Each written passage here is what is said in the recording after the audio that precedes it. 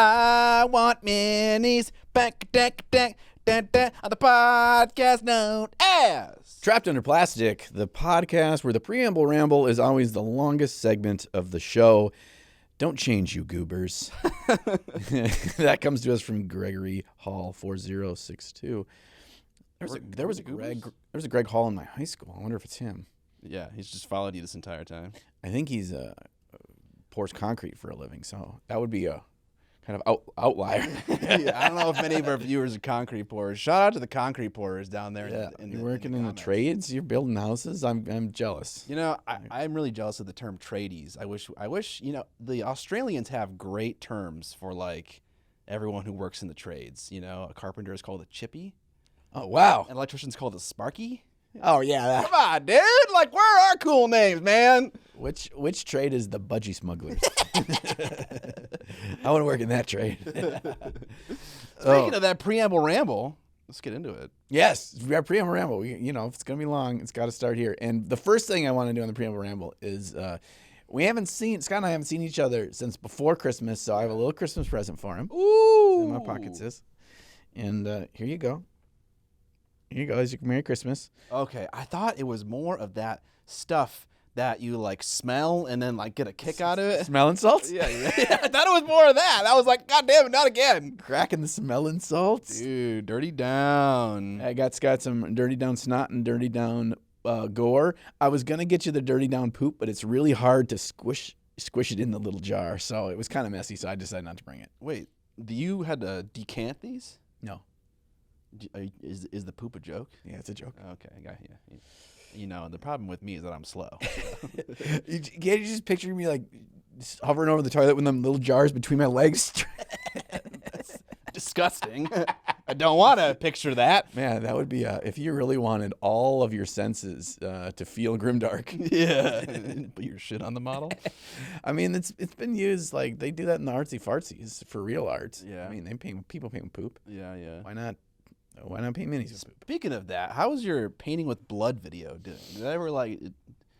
No, go somewhere. I think I am just going with the idea that YouTube shadow banned it, and it never took off, and it never got very many views. Okay. You know, this is actually super useful because I just threw away my little Uhu glue like tube. You ever have like those metal like tubes that like after a while of like bending and whatnot, they start to like break and like have holes in like those edges? Yep. That happened to mine, and then it started to dry out, and so my Uhu glue was like kind of like hard and like really difficult to work with. I got it to work for the Chronos, but it was a pain in the ass, so I just threw it away. So this is a good replacement. It's not fun. Yep. And these come actually courtesy of our good friends at Goblin's Hut. Mm-hmm. He's the one that sent me a case of those. Do they make this stuff?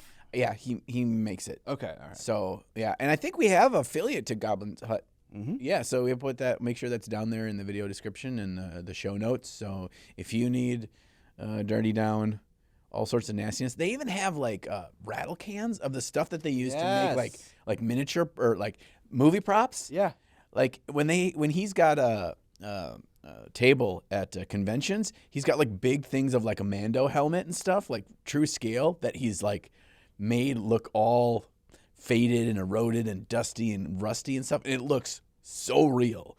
And so you could like, they kind of like primer cans. So you just like get the base coats on, fucking spray them down, wipe off, bam. If you could cosplay as any one character from anything, what would it be?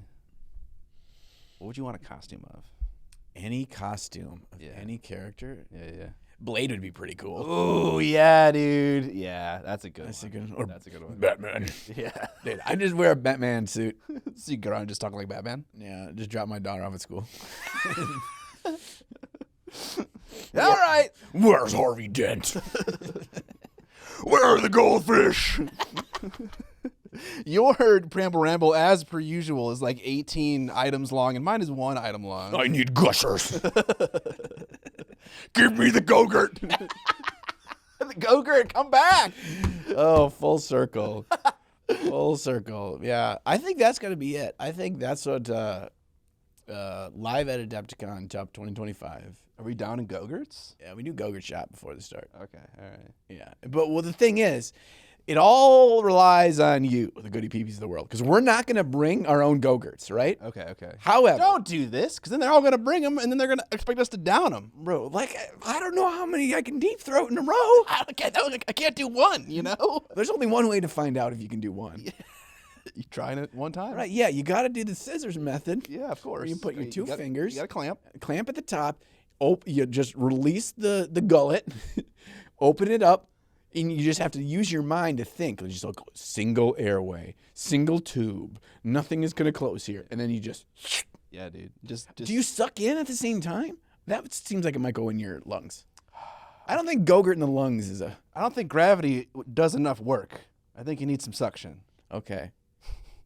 Well, I mean, we can test it. We can test this. We're not testing anything. It's a scientific method, okay? I'm trying to get John to do the Preamble Ramble, but we keep getting stuck at the Preamble Ramble. Form a hypothesis. That's step one. Okay. First thing I wrote down here was Creed. All right, so I've got a new routine, a new podcast routine. Life is all about having routines that make you happy, right? Yeah. And that is how you improve on things. That is how you hold yourself accountable. Mm-hmm. That is how you progress. That is how you do the things you don't want to do. Like every fucking night, I clean the cat's litter box. Not because I want to do it, because it's part of the routine. Mm-hmm. And so now my new routine, speaking of cat litter boxes, is listening to Creed. Once I get off Highway 52 and merge onto 94, I hit the Creed button. Okay. Why is that the Creed moment? Yeah, because I can't listen to it for that long. Okay, fair. Because it's only about... It's about 3 Creed songs. Okay. From when I merge till I get in the parking lot. That's 3 Creed songs. Is it the same 3 Creed songs? No, it's not random. Okay. They're all bangers. Doesn't matter. Okay. Today's highlight. I want to highlight My Own Prison.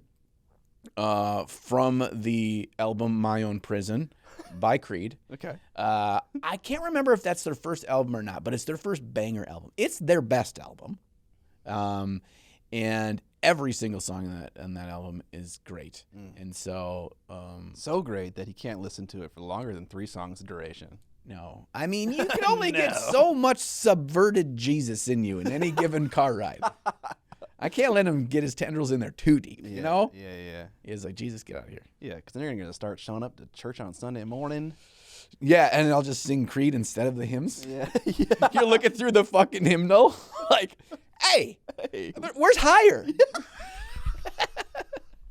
Oh my God, dude.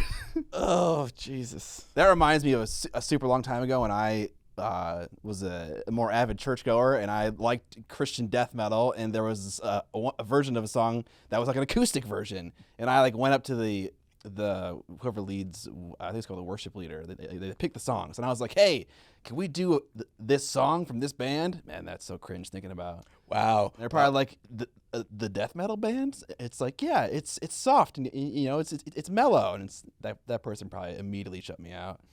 I could just I wish, because they videotape everything in churches. I hope that there's a tape out there somewhere of you going up. Little old 15-year-old me. Can you play this song? I have a great idea. No, absolutely not. The chorus goes, "Can you take me higher?" All right. My Preamble Ramble topic is about a little board game called Thunder Road Vendetta. So I play a lot of board games going home to Wisconsin for the holiday season, and one of them was called Thunder Road, and it's a riff on Fury Road from Mad Max. Oh, I thought it was the after the song. Take me home, Thunder Road. Thunder Road, yeah. To the place. I mean, maybe.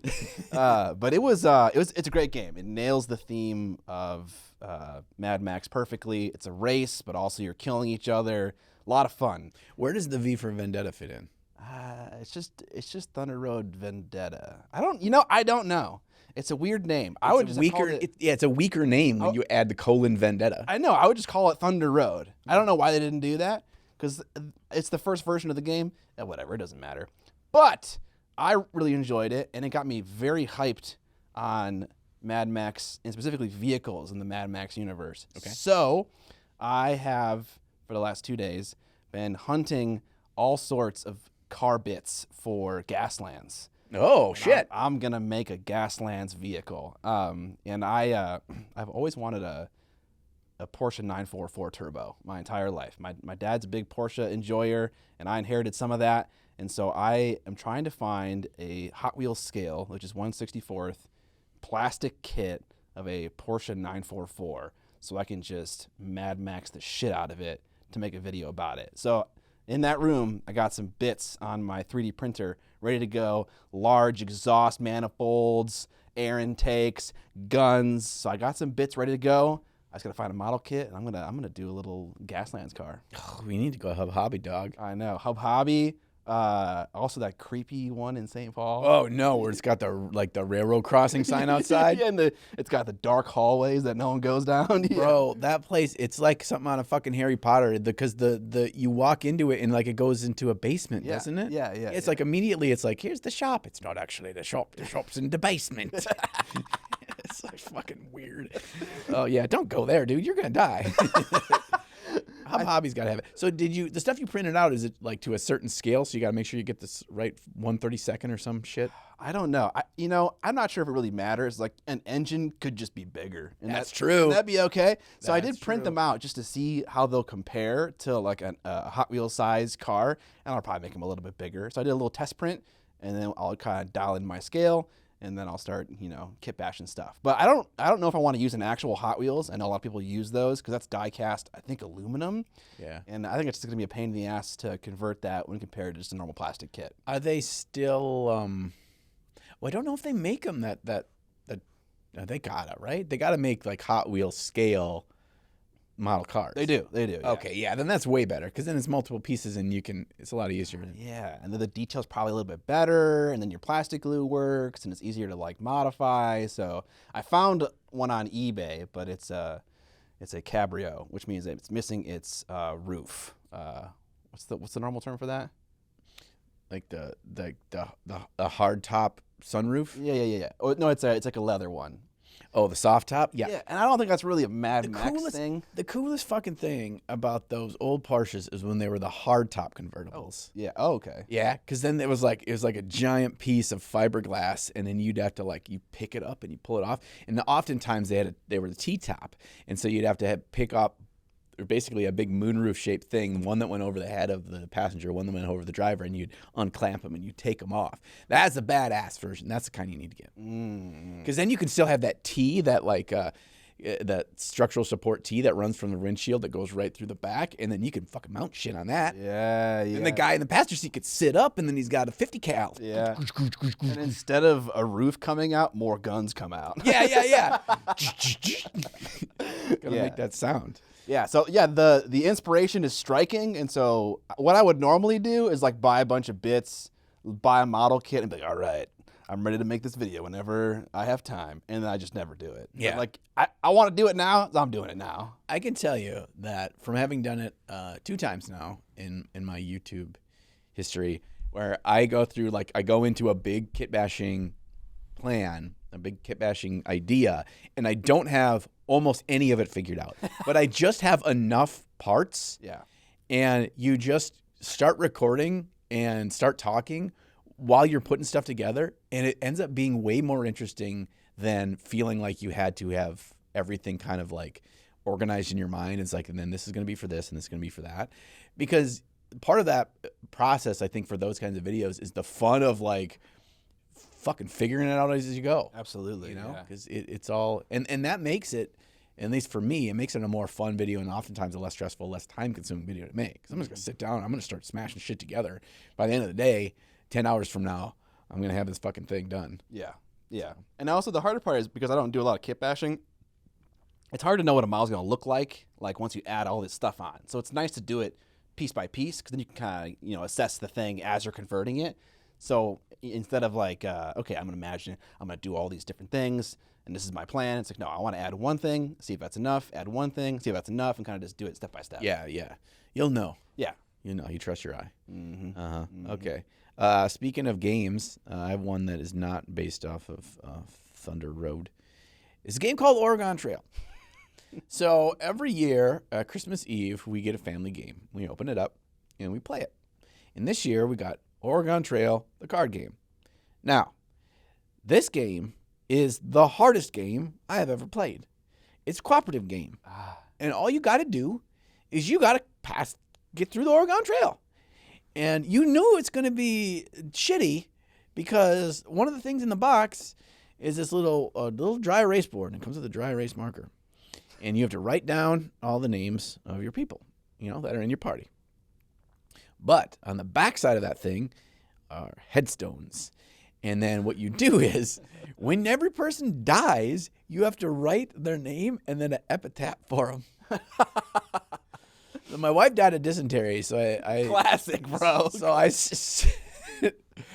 I was like, I wrote it for her because I'm like, you're dead, you can't write it. It says, "Here lies Sarah, shat herself to death." I'm sure she was very happy with that. Well, she was like, well, I guess it's accurate. So I drowned so many goddamn times, dude. Wait, so it's not a social manipulation game? There isn't like one person who's the traitor? No, it's fully cooperative? It's cooperative, but you have resources. Like you'll have 200 bullets, you'll have clothing, you'll have repair tools, you'll have medicine, you'll have clean water, whatever. And you can't trade them amongst each other. But you have the abilities to get more, and you go through these hazards, and you kind of like resource management amongst your players, because if somebody dies, they can only then gift 2 of their resources. Mm. So if they're holding the hand of 8 resources and they just fucking get snake bit, because there are cards that just say, you get bit by a snake, you're dead. Oh, man. Yeah. And the one you're fjording the river, you roll a D6. And if you roll a 1, you drowned. That's what happened to me 2 times. In 2 straight games, I rolled a 1 on crossing the river. And I was like, fuck me. I guess I should have taken swimming lessons. Yeah. Sounds like the makers of Age of Sigmar quit GW. Made this game instead. 1, the warp stone blows up in your mouth. You die. So, but it's actually was really fun because it's a pretty quick play game, and you're building the map with cards, and you're going through, and each person also has a hand of cards too. So the roads connect in different parts, but like you're placing cards, and you're trying to be strategic about, okay, this one is it's going to make us draw a hazard card. Do we have a good assortment of stuff and that kind of stuff? So there's strategy in it, and I think you can get good at the game, but there's a level of that randomness that is actually kind of, as you talked about in earlier episodes about game theory and stuff, the level of just randomness, both excitement or fear. Like part of the excitement comes from the fear of the terrible thing that could happen, right? It's like, right. Oh, yes. Okay. All right. It wasn't a snake. It was just dry grass. We just need clean water or something like that. It was like, okay, like it's a fun game. Oregon Trail. Check Absolutely. It out. I think there's multiple versions of the game Oregon Trail. I'm talking specifically Oregon Trail, the card game, and all the art for it, and the art on the box and the art on all the cards is the old Apple IIG art from the computer game. So that's pretty nostalgic. Oh, nice. Too. Okay, cool. Yeah, it's pretty cool. I don't think I've ever actually played the computer game of Oregon Trail, but it's probably before your time, dude. It is legendary, though. It is. I think you can probably download it on emulator for free. I probably won't do that. All I remember is when we were in elementary school and we played it, all the guys, all we would do is we'd spend all of our starting money on bullets. And then at every opportunity when you'd go camp, we would just go hunting. And you just have this screen where your little dude would walk across and you'd see animals and stuff, and then you'd try to shoot them with your gun. You just wanted to play an FPS. Yeah, it was it. It was just, you're just trying to, man, if there was some way that like I could walk off of my screen into Bobby's screen and we could shoot each other. Oh my God. Dude, yeah. Nothing would ever get done. Yeah. We were never going to fucking Oregon. We're staying in Alabama. Just killing each other. Just shooting rabbits and people. That's my Oregon Trail story. And you didn't have anything else. That's it, yeah. All right, 2 more things. I watched Alien Romulus. I think last episode we talked about Alien. Yes. I said I was going to watch Alien Romulus. Heck yes. And I think I can watch the newest one on Hulu, so I'm going to watch that one. Romulus is the newest one. No, it isn't. Is it? Yes. Oh, what's the one after Prometheus? I think you watched one with Danny McBride. Yeah. Covenant? Yes. Okay. Yes, it's Covenant. Yep. Covenant. Okay, I watched Covenant. Nice. I like Prometheus better. I disagree. I like Prometheus better. It's been a while since I watched Prometheus. So I'm gonna need to go back and watch Prometheus again. It's not heavy, but it does shore up. It like connects a bunch of dots in like the lore of the and kind of if you were to not have any outside understanding of the Alien franchise or anything, and you were just to watch it, like, encapsulated in and of itself. Covenant? Covenant. Okay. I don't think it's a great movie. Okay. But knowing the outside world and enjoying the series and the world that it portrays, it's a great fit for that. It's not a great movie. It's a good movie. I enjoyed it. I'm glad I watched it. You know, it was a little bit predictable at the end, but you're also like, it almost purposely makes it like you should think that it's predictable, but then it like throws you for a couple twists on whether or not. I'm not gonna spoil it if you haven't seen it, but like, it's good. It's good. And it still suffers from the exact same problem that every single Alien movie suffers from, and that's the whole thing of the people that are in the movie have zero sense of self-preservation, and they like almost want to die. And it's like no sane fucking person would ever do what you're doing right now. And that's what drives the plot forward in every Alien movie. I mean, sometimes it's more reasonable than other times, but it's like, stop interacting with the monster and you won't die. It kind of feels like that sometimes. And it's definitely that way in Prometheus and in Covenant. Right. There's like one of the guys in one of those movies is like a sci-fi doctor, engineer. He's supposed to be like, about animals, and he's like that's his job on the crew. And like he's like, there's like a weird alien snake thing, and he's like, "Hey buddy, how you doing?" He's like petting it. And it fucking jumps on his face. It's like, whoa, like who would have thought that would have happened? It's like, come on, man. What, isn't it your job?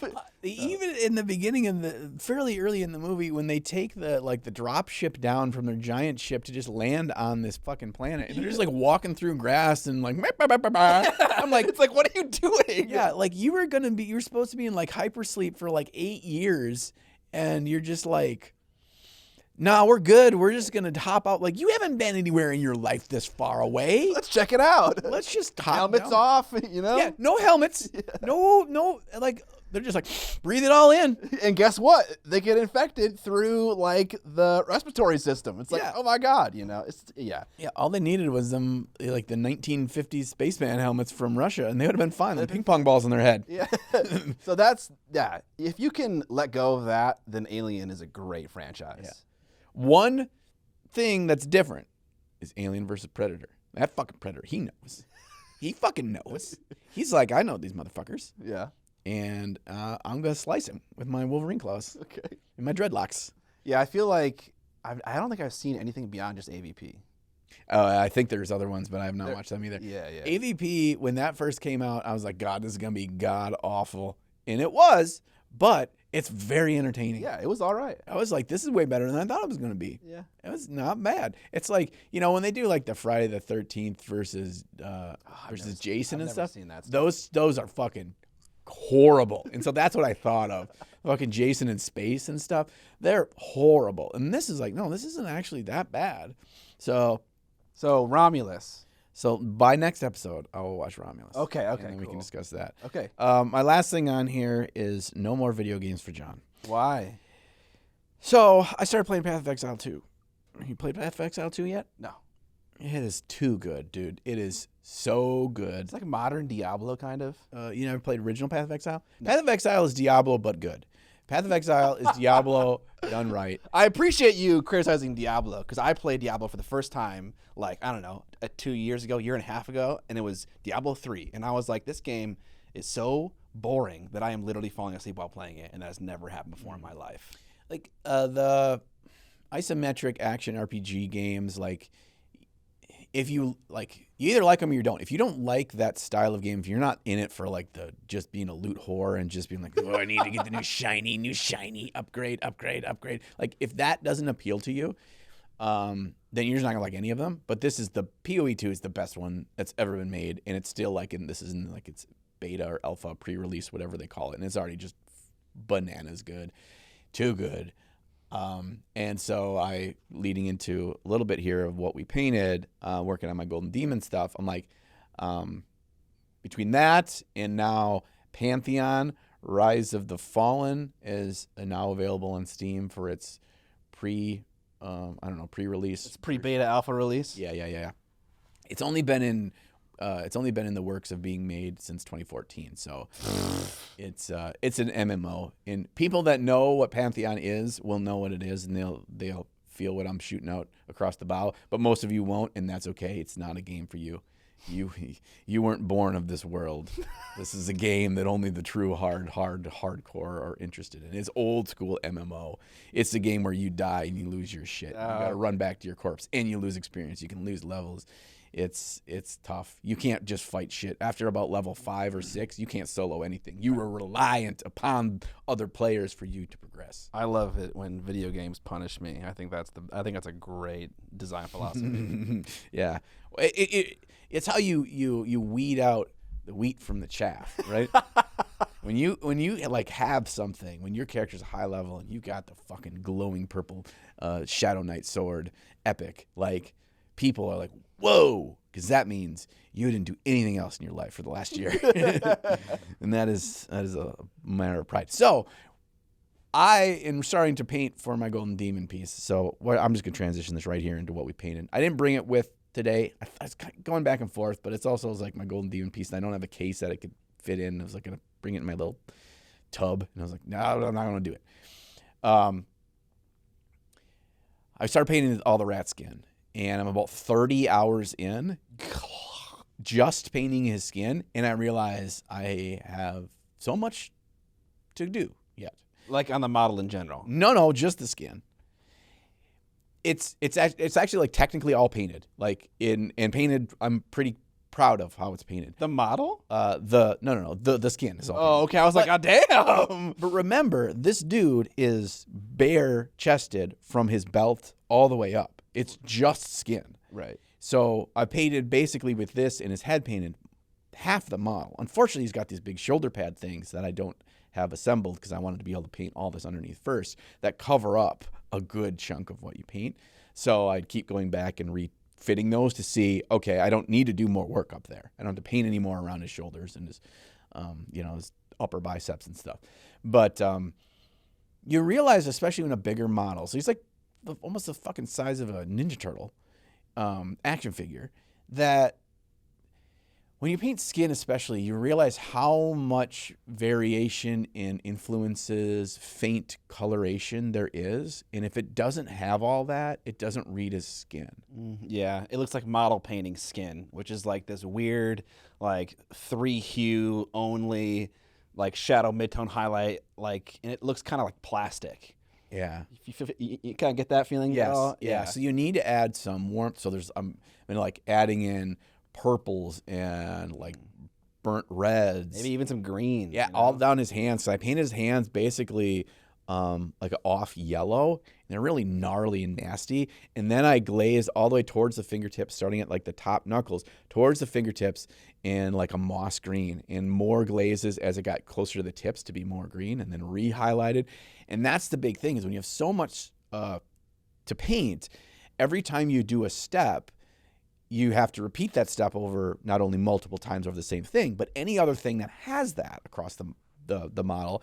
And then you've got to rework the highlights for that, right? Because I redid all the highlights, but then I get to glaze all that green on, and I got to rebuild up the highlights. And how will that be altered here, because it's now got that right? You need to mix green into the highlights in some capacity, so it's brighter and it looks like it's highlighting the green portion of his finger. How much green do you mix in? Yeah, and I made his whole chest, which is also mostly covered by the skin, the whole interior of the chest, like this really like irritated purpley maroon, and got to like a golden soul flat, really like highly opaque, deep purple in the most. Because he's very creviced. He's got like his abs are like really profound. All his muscles. He looks like he's like emaciated almost. Okay. And deep in the shadows, like this really punchy purple that actually gets brighter than the shadows from the undersides of all the muscles around it, to just even add this other layer of eeriness. So every time you want to do something like that, which are all important things you need to add, like it's adding another hour. And so I got to the point like everything is painted. And some of those depth things are added, but I realize there's more that I want to do, and then I want to add more tints and more glazes and more color variation. Like I don't have anything on the inside of the elbows yet, right? And I don't have anything where he's got like these tufts of fur on his wrists that after the tuft of fur ends, it's like his bare hand. And so I've got to transition some color from the hand up towards the fur to kind of link those colors together so they don't feel separated. Like, And he's got big, gnarly veins on the top of his hands in certain parts. So it's like you got to add some purples and some blues. And like it is a lot. And so for my video, it was painting the skin. And I came to the conclusion, because I painted it all last week, but it was also Christmas. So I basically painted 4 days. And then yesterday, Sexy Teeth Joshy was sick, so he didn't play D&D. So I painted for 6 more hours yesterday on a Sunday to do more work on this. And I realized, like, this video is not going to be me finishing the skin. It is going to be the journey of, like, this is what it is to do this. And I'm not saying this to teach you how to do it. I'm showing you this because you can quickly think that you're done when you're painting, trying to paint to your best abilities, paint for a competition, when you're not. And you can stop at any time, and that's a tough part about competition, because you can paint until you've got to turn it in. You can always add more paint. It's always more to add. It can always be better. Nothing is ever perfect, so you can always put in more time. So where do you stop? And are you willing to go through these back and forths that I show in this video umpteen times? Are you willing to do that? The good news is I didn't know what it was going to take when I started this paint job. You get to a certain point where you're invested and you're like, I already spent all these hours, and I can start to see where I'm starting to get a little bit of confidence, but I know it's going to take more. But I've already invested all this, so I'm going to be willing to cross that bridge and do more. And yeah, we call that the sunk cost fallacy. No, I'm right. So I guess, basically. So I have multiple questions. Okay. Number one question: are you still having fun? Whenever I'm painting a surface on a competition piece, so it could just be like I start to paint this little Sigmarine's armor or whatever. The first 30 to 50% of it is not fun. It is not fun because it looks like garbage, and you have to be comfortable with the fact that it's going to look like garbage for quite a while. That and knowing / hoping that you can land the plane at the end, regardless. So it's always stressful at the beginning because you don't see it, you don't know, or at least I don't. I can't see the final version, and I can't count in my head all the steps to get there from where I'm at. Once you start to see that your vision's coming to life, and it helps you make more decisions on I need a bounce reflection, the bottom of the breastplate, right? Because it's metal, and and that's going to be kind of a olive green because he's standing in a green field, and starting to add those things. Then you get some really fun things. And then when you finish a section and you move to start over on the next section, now I'm going to paint a sword blade.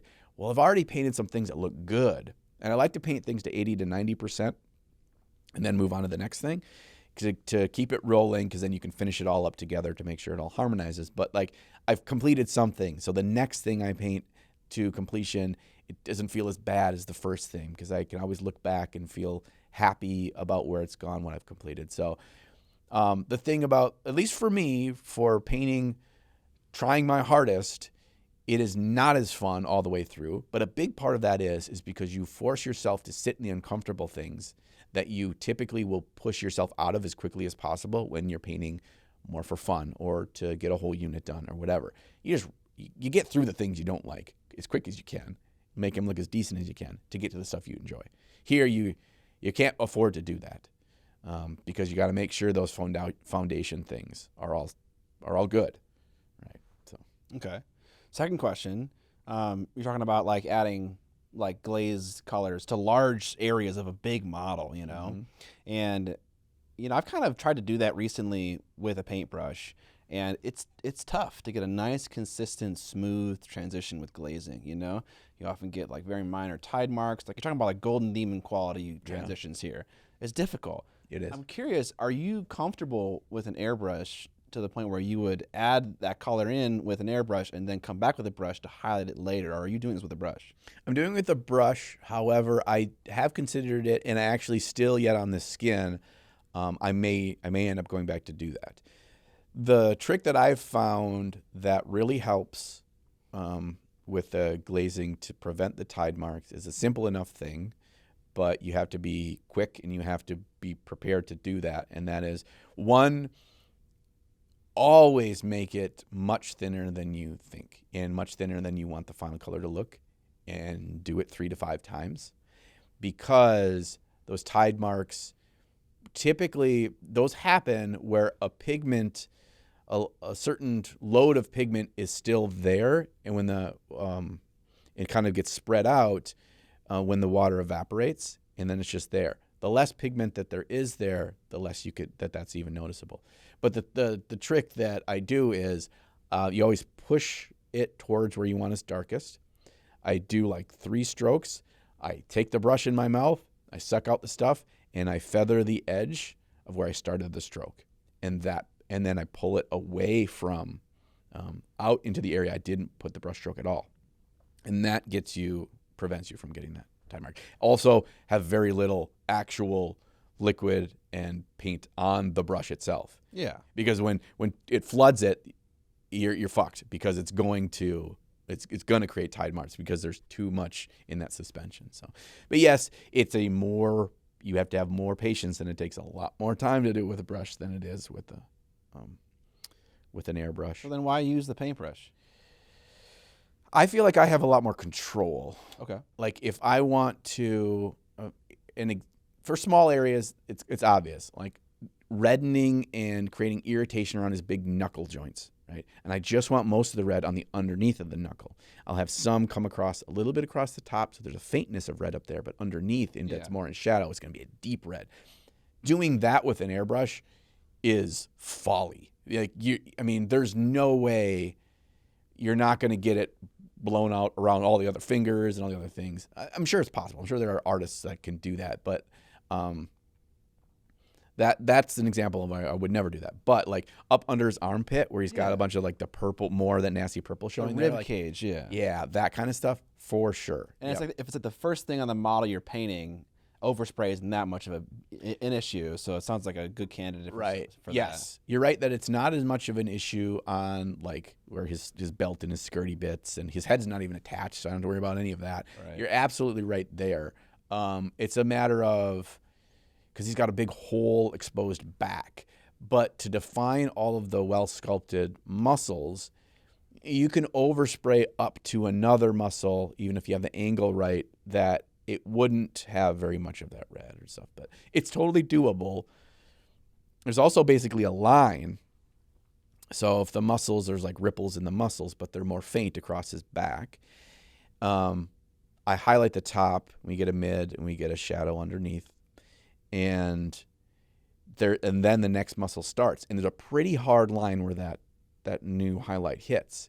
So how do you get that maybe red you're trying to place in the lower part of that muscle above for the shadows without it touching the highlight at all of the one below it?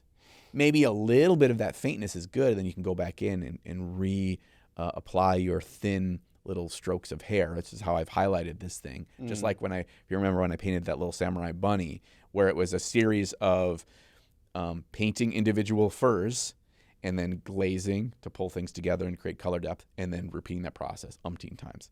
And that's what this whole skin is. And Vince told me I was an idiot for painting this way because it's going to take forever. And he was right. But it looks so much more realistic, and it looks so much better that this isn't just like all these non-sculpted fur areas are actually all fur on this guy. Because there's random little tiny strands of fur that are sculpted on there. Well, why would just one strand of fur be on an area that is not made of fur? It would all be fur. It's just there's some that are tight, and the hairs are going like with the shape of the muscle, and then a couple stick out, and that's how I'm painting it. And again, doing that, I can't use an airbrush for that. Also, if you just paint it all with an airbrush, this whole body, and you can do it because it's big enough, it looks like it's painted with an airbrush because it's too soft and there's not enough drama. Sure. But combination is probably is probably for the best. Okay. All right. So you painted some skin on your big old rat boy. Rat boy. I will send pictures to Alex so he can show some good ones of close-ups of different parts of this. Absolutely. So, but what did you paint? Well, I checked, since it's been a while, I checked the actual last episode because I was like, what was I talking about in the last episode? Been a while. It has been a while. And I hadn't finished the Kronos Parasite engine in the last episode. And the video's been out for a week. And, it's so strange. Because I haven't been working this last week a whole lot, like I took like 6 days off to travel for the holidays, it feels like last Monday was forever ago. But that was this video that came out. So he hasn't been done for that long, but it feels like it's been done forever. But when I'm working, it feels like time is so fast. It's kind of a weird thing. But so I had some issues with this model in its various pieces last time I brought it up on the podcast, and that was that I'm pretty sure the model is not going to come together color scheme wise. And, I was kind of right. It looks it looks weird, it looks fucking weird. And that kind of works for the model because the model is a very bizarre mini. But there are some things that I would do differently. Like for his big proboscis thing, I did a gradient of yellow to black. And I probably shouldn't have done that. I probably should have done a gradient of yellow to orange to match the rest of the yellow features on the guy, for the hoses and the various vials and stuff on his rib cage and whatnot. And that might kind of tighten up a little bit. Including a little bit more orange on the vials on his rib cage might tighten up a little bit more. And I think a different skin color is probably warranted. Maybe even a darker, same hues, but just shift it down darker. More blue black, very minimal skin highlights and stuff like that. And then maybe it would come together. It does get a little bit lost because you have the carapace is fairly bright. Yeah, exactly. Yeah. And then there's a lot of mids around it. You did say to increase the heights, and I did do that, and then I put the fucking carapace on, and all that shoulder highlight immediately gone. And I was like, hidden. well, I know it's there. You know it's there. I did do that. I did it. Trust me. Yeah. Oh God, you got to have the fun of painting these fucking vials. Yeah. Oh my gosh. I did it mostly with an airbrush. There's a big fat one on his butt that has such a beautiful gradient that I was able to get with the airbrush, and I was really proud of how specific and how targeted I could get with an airbrush. Yeah, that one looks great. Thank you. Yeah, on such a small thing, I was able to get really good accuracy with it. And a lot of that model is actually airbrushed now that I come to think of it. But it looks weird. I like it. Definitely some color scheme kind of issues, but it's fun. I like it. I think because it's such a unique model in the Army that it is not going to feel out of place. It's going to feel like it belongs because of the carapace color keeps it within. So Yes. I don't think that's an issue. I actually really like this, the chrome with the blue tint on the helmet. Not doing the whole chrome blue, but a shadow of it. Yeah. Yeah, it almost looks like it's a true chrome reflecting from the sky or whatever. Yeah, I didn't even think about that. Yeah, but that's really cool. And I actually think that, one, if you would have gone yellow to orange on the proboscis, I don't know if I would have liked it as much because where my eye wants to look, and it's one of the most satisfying things, is his shiny helmet. Yeah. If you had another loud thing kind of right next to it, they might be fighting. Yeah. Although maybe. blue and orange are complementary colors, so maybe if I had a little bit of a darker orange, more desaturated, maybe. Yep. Not so vibrant, maybe that would do it. And if the skin was darker, it would kind of more accentuate the shininess of the helmet and the nice light tan of the carapace. But I think he looks great. He's like badass on the table. Thank you. Yeah. Do you just have to have one of these in your list, or Yeah, I just have one. So I have one Talos and one Kronos, and so they're both done. But it was fun to paint. I was really proud of the results on it, and a lot of fun airbrushing, some freehand work, and it all it came together in its own way. I see you approached this War Machine model the same that I did, and the Warframe. Warframe. Why did I say War Machine? I don't know. Oh, that's a game brought to you by Steamforge Games. Yes. You act as if anything below the knee doesn't exist, and I am all for that. All right. The turnaround time for this video was very fast.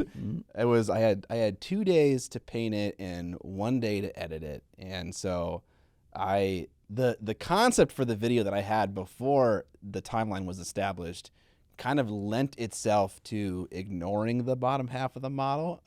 But I definitely could have added darker shadows to increase the contrast on the lower half, still maintaining the idea of the model, but I think save time. I think it looks great. I don't think it like it like I can see there's color down there, right? But it's a nice gradual fade as you go from the waist down, and it just draws your eye up to the parts that matter. There were some commenters that were like, "You probably could have done more with those legs," and I'm like, you're right. But yeah, it was definitely a time saving thing. So we're talking about the second model that I painted, Owie,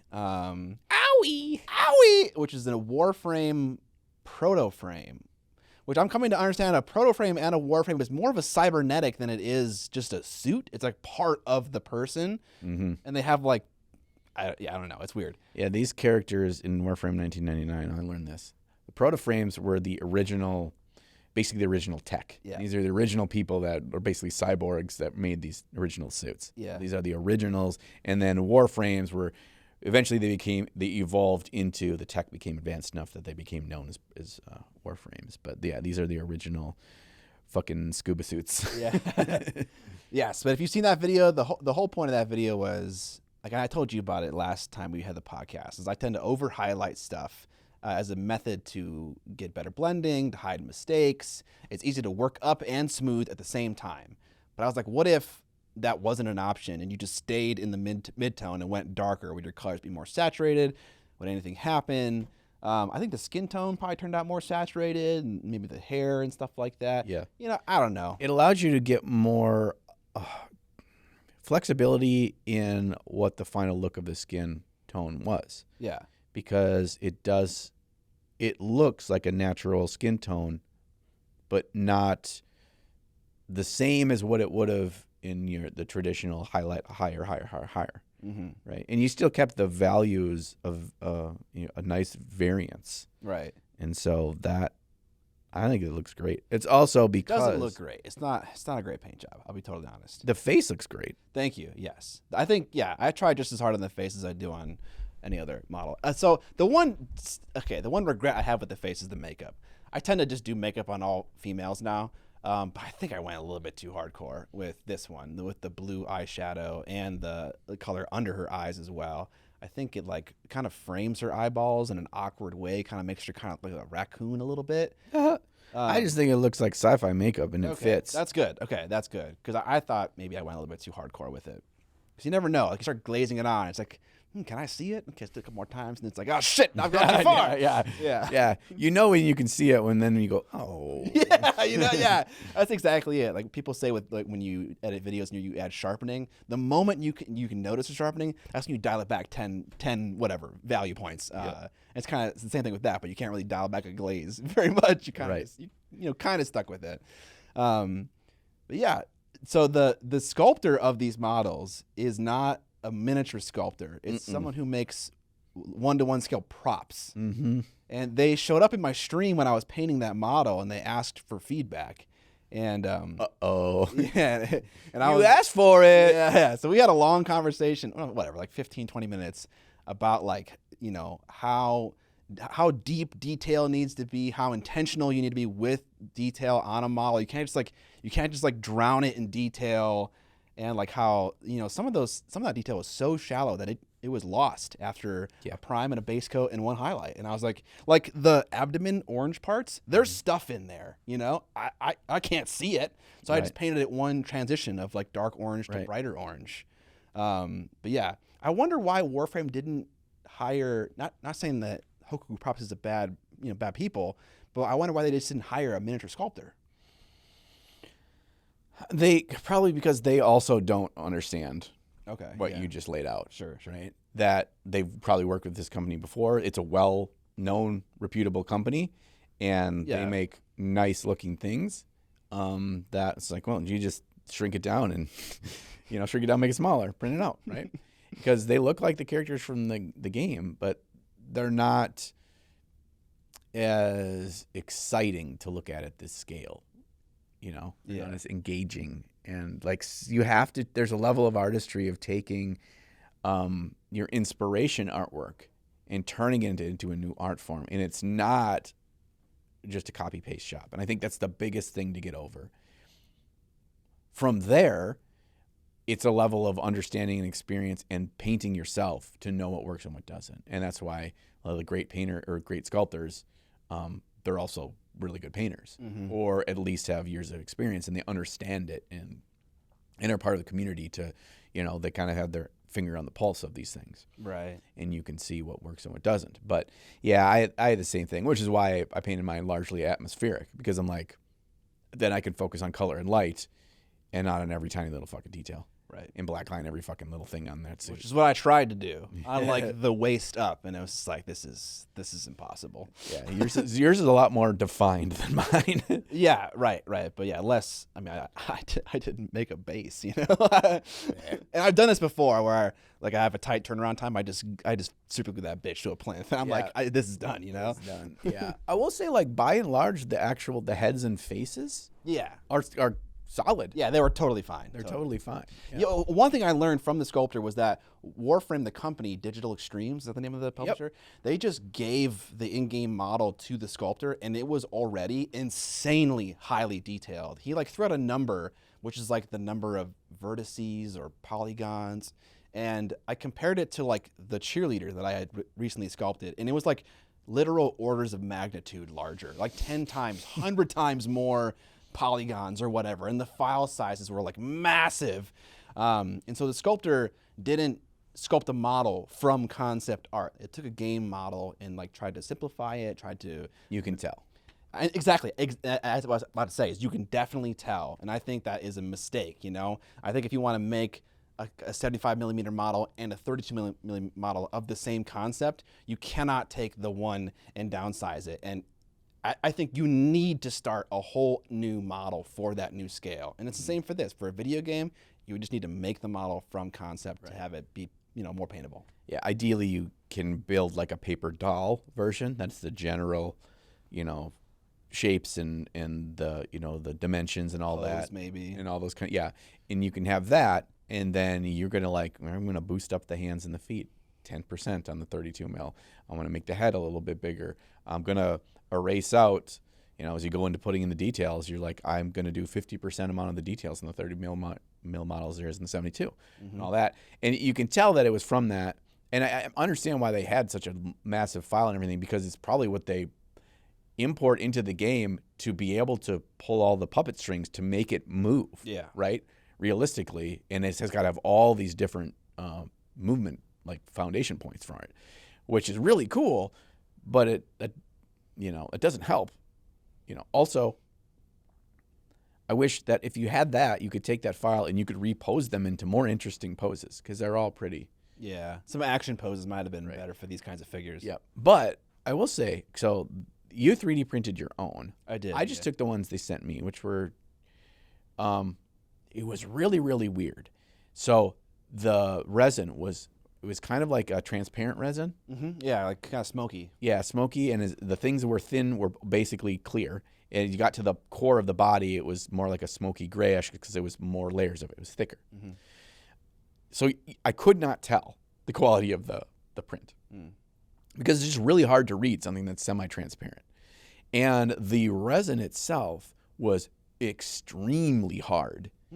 It was very difficult to get the supports off. Oh, okay.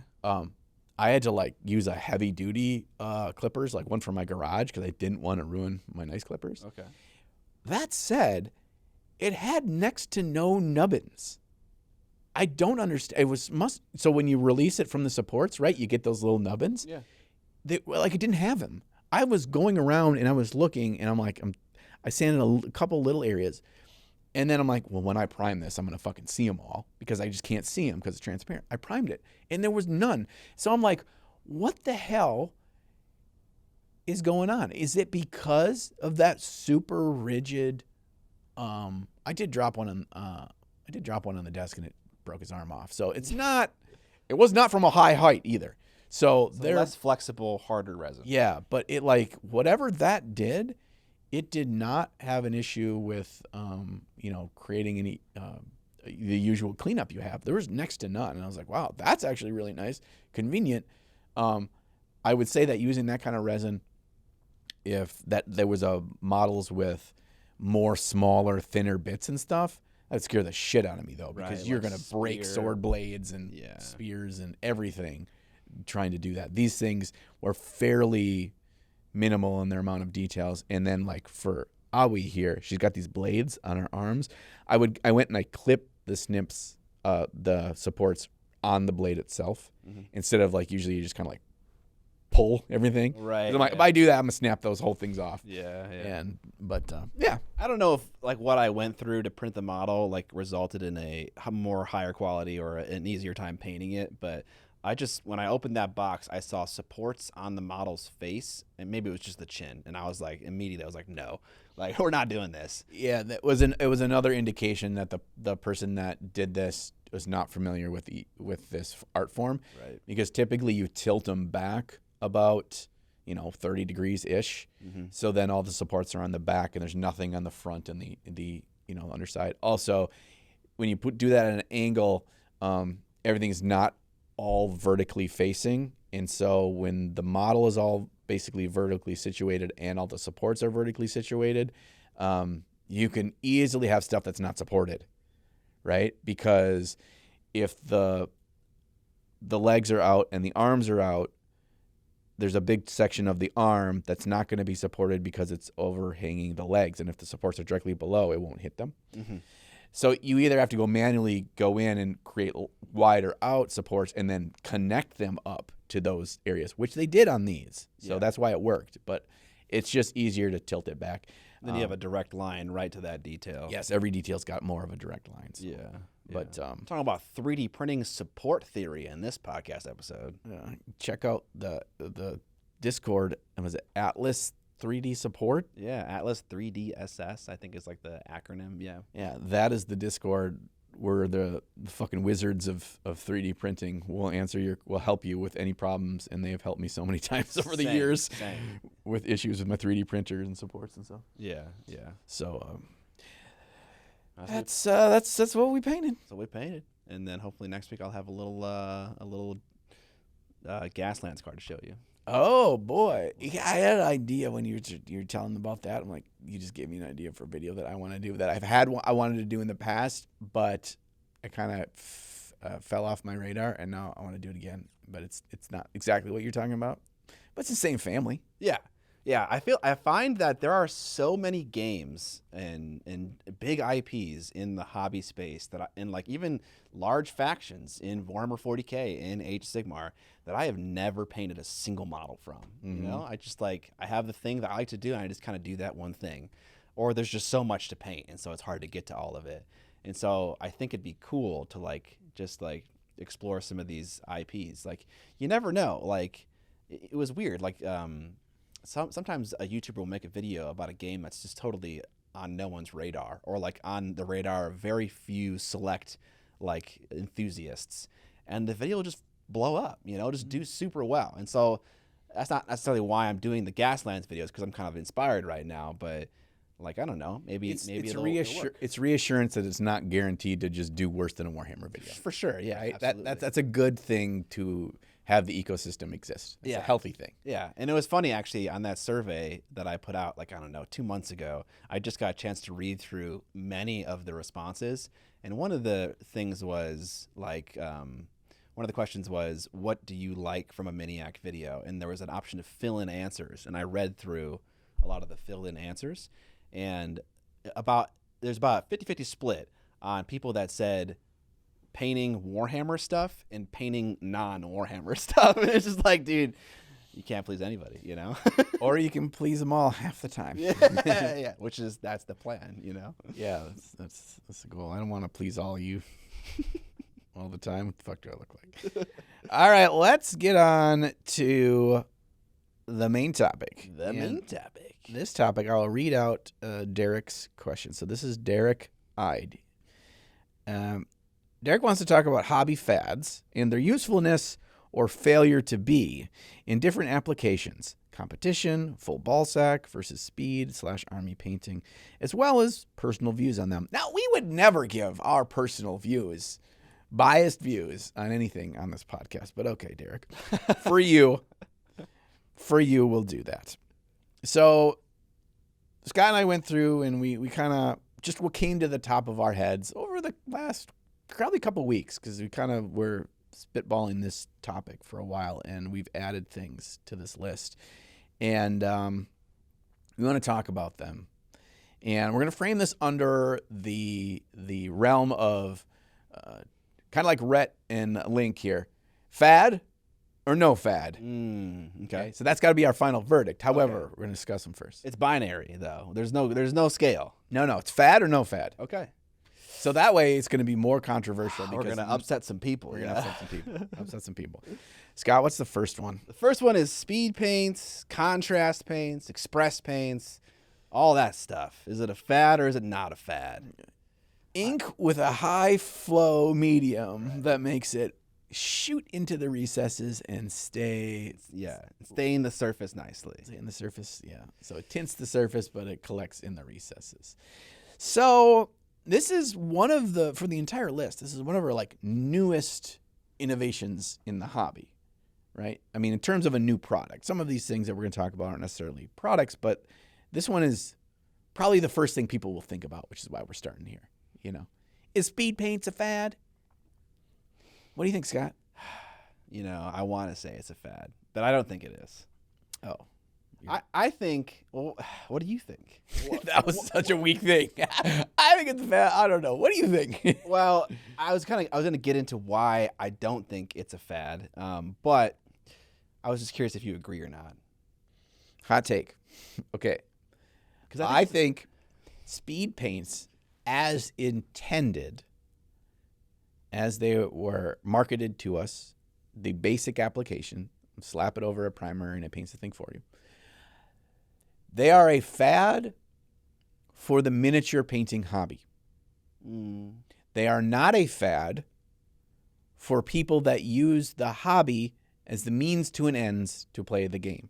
Okay. And I think those are two different That's highly groups. Specific. Those are two different groups of people. Yeah. However, if you are interested in painting, if you feel that you've gotten any better with your painting over 6 months, a year, as long as you've been doing it, whether you've been trying to or not, I don't think you will stick to this very black and white regimented product as it's intended to be used, because if you do that, you will not see much of any growth in the quality of your paintwork over a period of time. And if you enjoy the painting process at all, it's going to feel stagnant, and you're not going to feel as excited to get back to the painting table.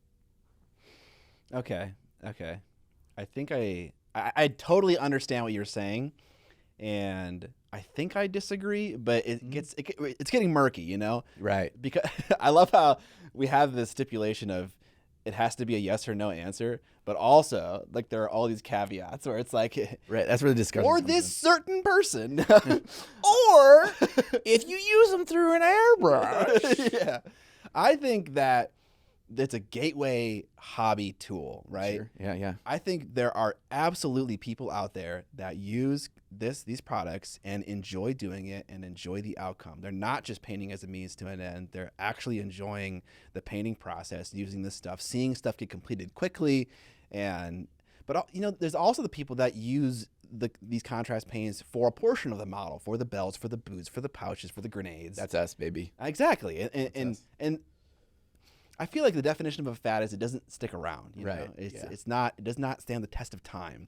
And I think that these products, being used as intended, like as a one-coat solution, do stand the test of time. I think they will be around forever because they do fill that role of, doing the boots, belts, and pouches so quickly, so easily. And it's such a great solution for that. So even just for that reason alone, I think it's going to stick around.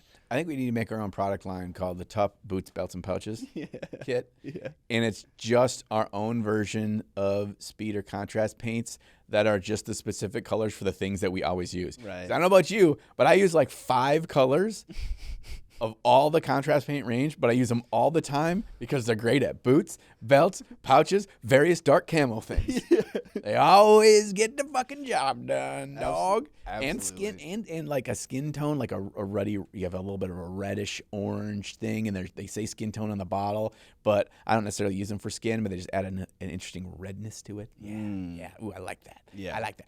I get what you're saying, and I actually think that it got me thinking, like, you use them as the marketing says to begin with, but then you realize, oh, I could do some highlights with regular paint over the top. Exactly. And then the next step is like, oh, I could even like glaze in a different color, glaze in a purple of regular paint, or even a different contrast paint in the shadows, and add more color depth and stuff. So there is the evolution of learning. There is. That does make you a better painter. And there will always be beginners who need that first stepping stone. Yeah. Right? You need the, like, you're looking at a blank canvas.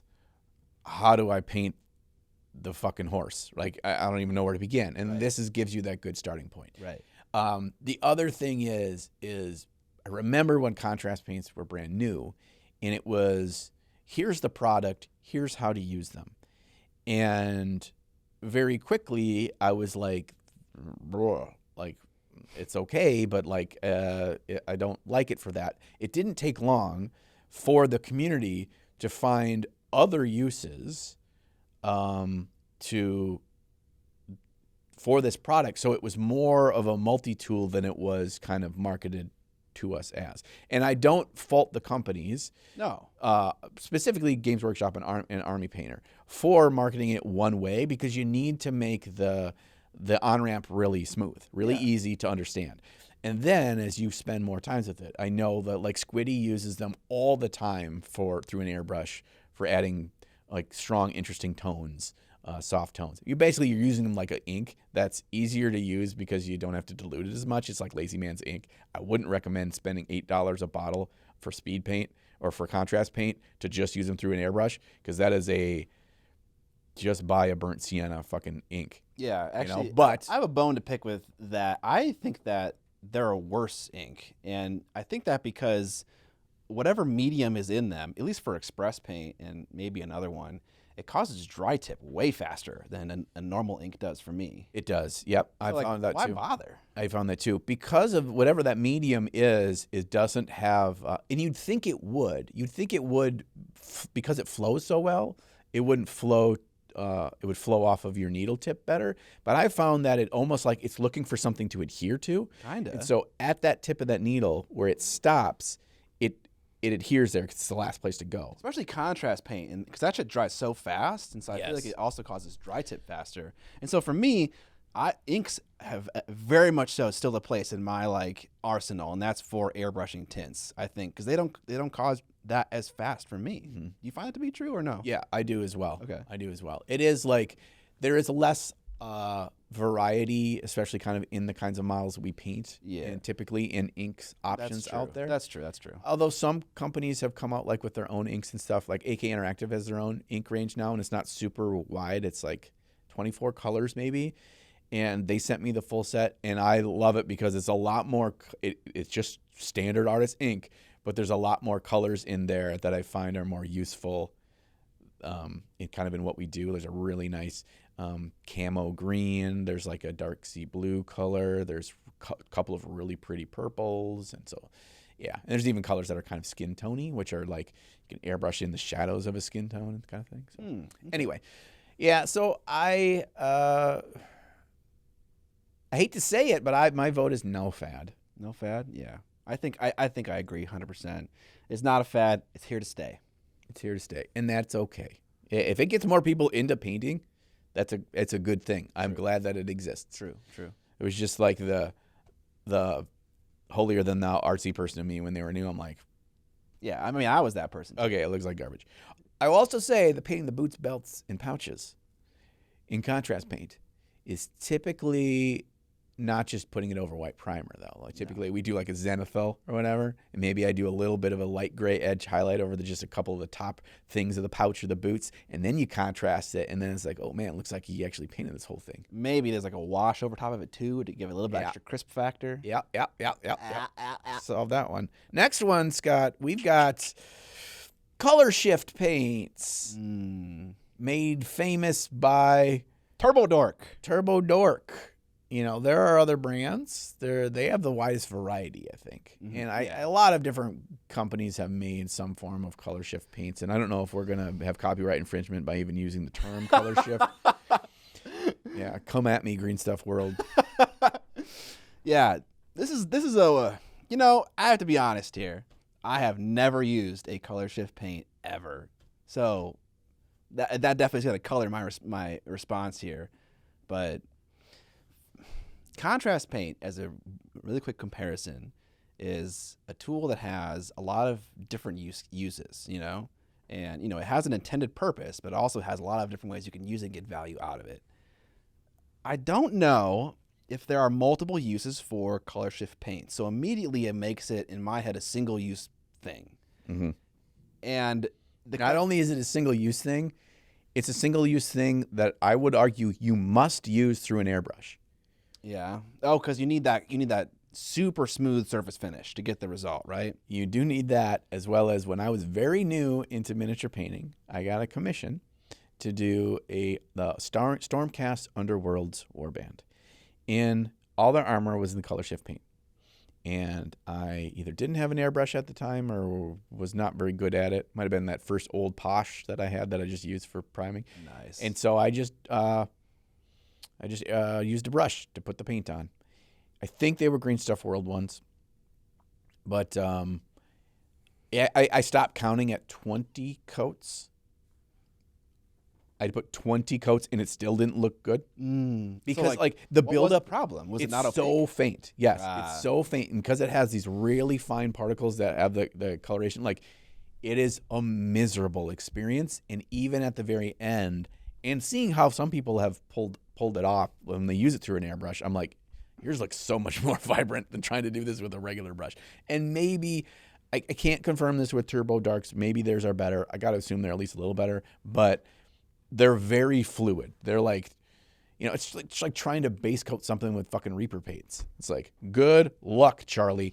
There's a half the colors in the range where you're going to be here all day. Yeah. So, okay. I think for a thing to be a fad, it needs to be like super popular, you know? And I don't know if color shift paints have ever like reached that height of like, holy shit, everyone's using this on all of their models. But if it ever did, I would say that period of time would not last. Yeah. And so I think there'd be people that would still like dabble and like use it because they like the results. But if it ever got super popular, I think it would die down back to a more reasonable level. And so if this were a fad in the traditional sense, I would say that it wouldn't last. Sure. I think that my opinion is they're well enough known and there's enough of them on the market that it's not inconsequential. Like, yeah. There's multiple brands that do it. There's brands like Turbo Dork that are well known specifically for this product. That doesn't mean you see them in 1 out of 5 paint jobs on Instagram. Exactly. But you purposefully don't see them on any high-end paint jobs. Right, because you lose control using them, right? You trade like an auto result for control. And also, it seems like they're kind of difficult to really get the result on, you know? Like, I did this for some Chaos Warriors. I painted their armor silver, and then I did a shadow from the bottom right in green and bottom left in purple. And that's not color shift exactly, but at least it's visible very clearly on the miniature, and it kind of looks like color shift. And so that's kind of like an alternative to using a product that's supposed to give you the result, but it's harder to use, and also, I don't know, maybe a little bit less contrasty, a little bit less visible. I don't know. Remember when I was in college, I really wanted to get a color shift paint job on my car. Oh, yeah. That was the fucking coolest thing ever. Whenever See, that kind of makes sense, though. Called the chameleon paint job, so they called it. It looks so fucking cool. And I say that because actually there's a relatable point here. I think I see it. So going back to your model car thing, okay?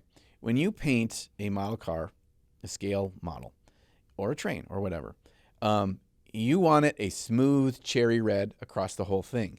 You do not paint in the shadows and the highlights because the model that you're creating will have the atmospheric shadows and highlights for it to look realistic. That is how color shift paints works. You are painting it without doing anything to it to influence the scene that you're trying to create. You cannot highlight it.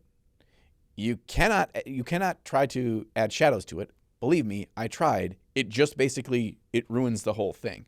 It no longer is color shifting because what you're trying to do is at this tiny scale, it already doesn't show up very great, right? it already, even when you turn it in your hand, you can see that it has some changes, but it's not really dramatic.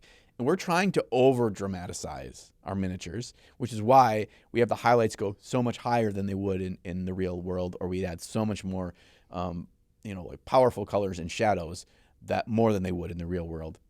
Because you're dealing with a tiny fucking thing, so you need it to be overly dramatic. That isn't to say that there aren't situations that it can look cool in, but I think they are so minimal, and you forfeit any control over adjusting anything. It's a 1 and a 0, when in most of what we're doing in miniature painting is on this gradient of 0 to 10 of how much we're influencing what we're painting. An example of where I've seen it where it looks really good is on like wings. I think it was wings of like Sylvaneth, where it was almost like honeycomb, where they have the membrane and then they have like the supporty buggy bits that keep the wing together. I don't know. So they paint the wings all in color shift paints, and then they went in with regular paints and painted the whatever you call it, the hard parts that support the wings. Yeah. Where if it was a mammal, it'd be bone. And you create this drama of like a dark wing outline and then this color shift in the actual iridescent wing itself. Yeah. And that looks pretty cool. So there's certainly a place for it, but it's so niche to me. And the other thing that I think a lot of your examples are illustrating to me is that, like, so an actual vehicle, a scale model car, or the wings of a miniature, those are all large things, large surface area, right? Yeah. And so the bigger the thing, say like a rhino, the more obvious the color shift effect is. But we're talking about the hobby of miniature painting here. We're not painting the bodies of cars where you can see that awesome color shift across the whole car, And so it's like there's less stuff that it's going to work well on in our hobby just because our hobby is inherently small. So yeah, I mean, again, this comes from the guy that's never used it. So, and I've seen them used on like a bigger thing, but they paint not everything is like a single base coat, right? Like you paint the whole vehicle in the color shift paints, and then like the little Marine that's popped up out of the hood, the hatch with the gun. Yeah. He's not painting color shift paints, but he's painting like a regular miniature. Yeah, and it doesn't fucking look right because you're painting one thing to have depth and highlights and shadows and to look three-dimensional. And the other thing is flat. And they don't look like they belong together. So it very quickly, like, the suspension of disbelief happens where it's just like, oh, this doesn't look like it belongs in the real world. It's just a small version. The color shift paints don't do that. Don't add to that. I kind of want to, now I want to try. Now I want to see like what the deal is. I wonder if there's like a teal yellow color shift paint that I could use on my Dark Eldar army somewhere. I'm sure there is. They carry it at the source. You could probably go find one. Okay, yeah. I need to give this a shot to really, really determine. But for now, I'm going to say it's a fad. Fad. You need that denied stamper. Yeah. Fad. Okay, next one. You're up, Scott. Slap chop! Speaking of speed paints, this is kind of the evolution of speed paints. This is to me is truly a fad. Like it's super popular. It's like a lot of people are taking it and spinning it and giving it their own like riff, and like, is this gonna stand the test of time? I hitched the horse to this pretty tightly with contrast paints.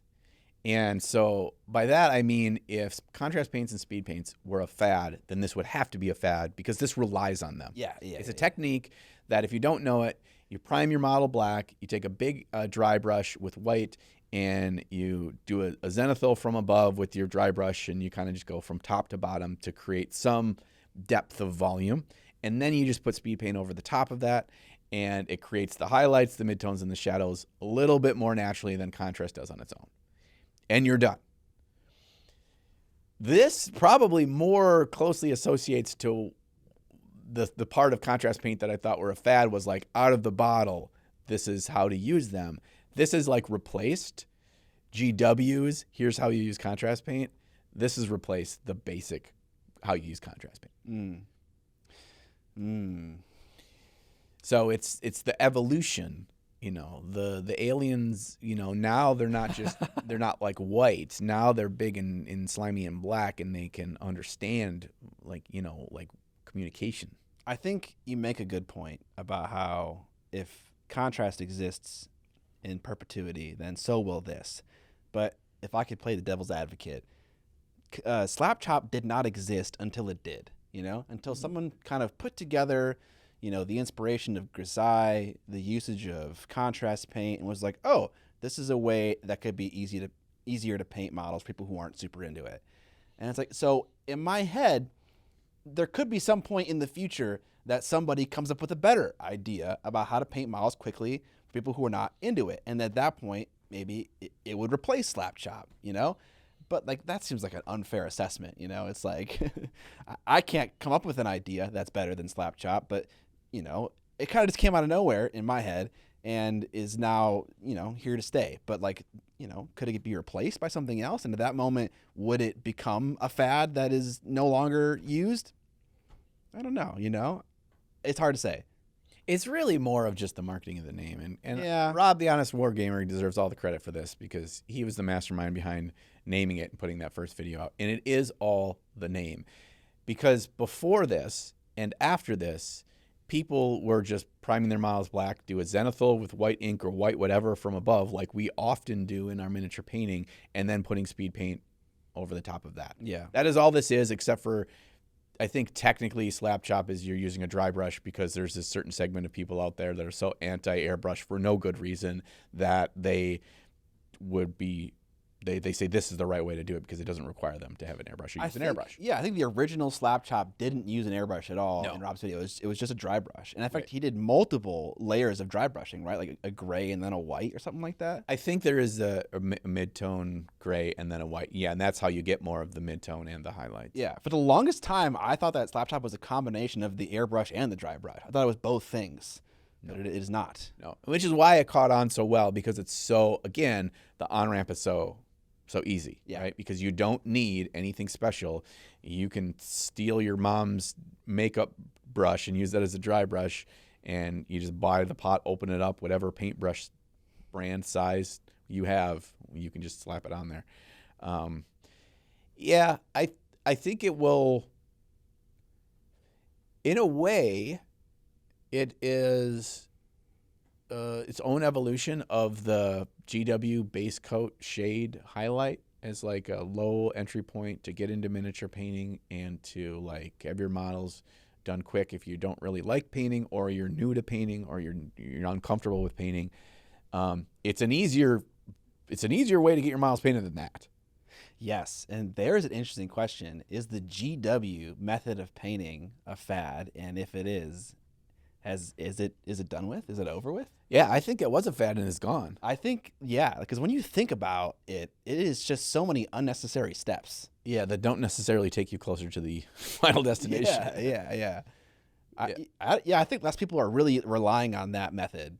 And GW doesn't do those kind of videos anymore. Exactly. Yeah, they're not like supporting the style, And like we don't really see other free content online that utilizes that. Like you have people that have a certain style and they keep their style pretty consistent with some variation to some degree on over how they paint most things they paint on their channel.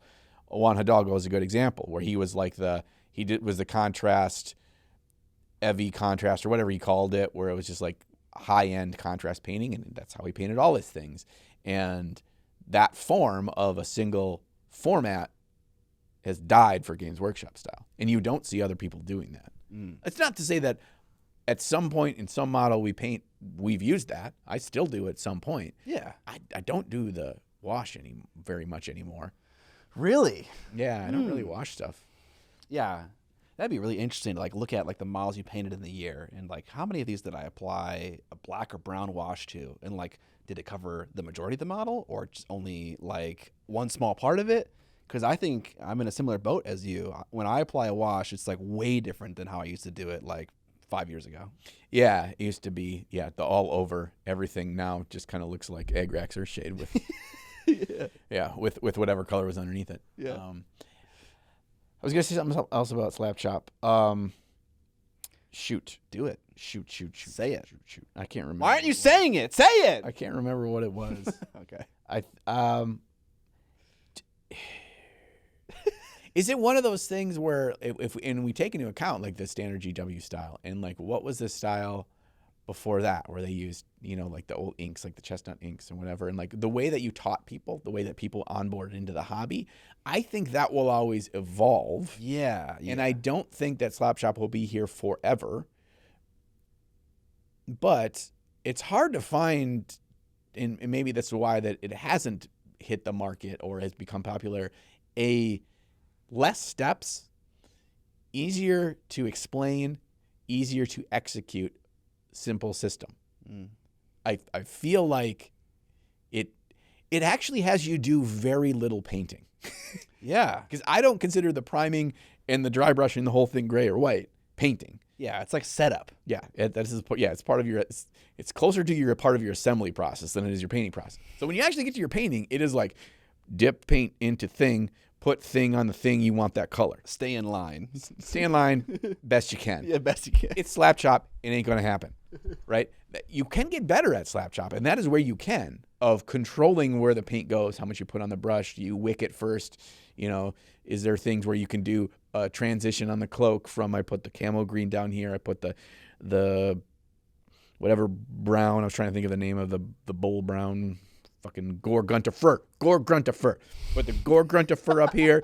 You put the Creed, camouflage Creed down here. And then you mix them together and you get a blend with contrast paint. Like that, there's things that you can gain some skill, gain some brush control to have your strictly slap chop paint job look better 6 months from now than it is today. And that is cool. That is still moving in the right direction. And then maybe at some point you're like, well, maybe if I come back over again and just like with speed paints, maybe I can re-highlight. And that's the kind of things that I did when I did the videos on slap chop was like, cool, you got the basics. I don't need to explain that to you. But what would it look like if you did something more? And are people willing to try that? And that kind of thing. It's interesting talking about all the ways people get into the hobby and like comparing them all side by side. They're all kind of some version of a wash product, right? Yeah. In the very beginning, it was literal wood floor stain with future floor polish mixed together. And then it was like inks. And then it was like, oh, now we're going to put it in a bottle and call it a wash. And now it's contrast paint, All these evolutions for like beginners getting into the hobby and making it more accessible are all like versions of washing. Yeah, it's at its core, I think it's how do you not have to spend all the time painting the details? Yeah. Right? That's all it is. Mm-hmm. It's like these miniatures have so many interesting, cool details to them. There's a lot of places where shadows would fall. There's a lot of interesting shapes where more light would catch them. Don't worry about any of that. This one magic in a bottle will paint all that for you, so you don't have to do that. Yeah.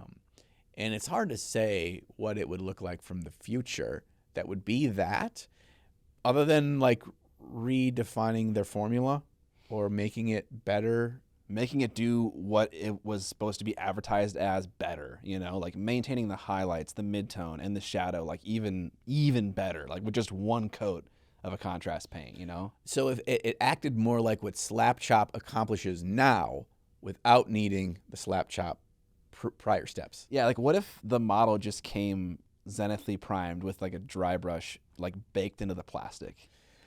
No, not that. I mean, like, why not? I mean, like, you don't like that? Prime over it. No, I mean, like, you prime it. All you have to do is prime it white, and the stuff out of the bottle will give you more depth, like slap chop does. That's what I mean. Like the formula of the paint in the bottle could evolve. But also, what if? Oh, I mean, WizKids makes pre-prime minis.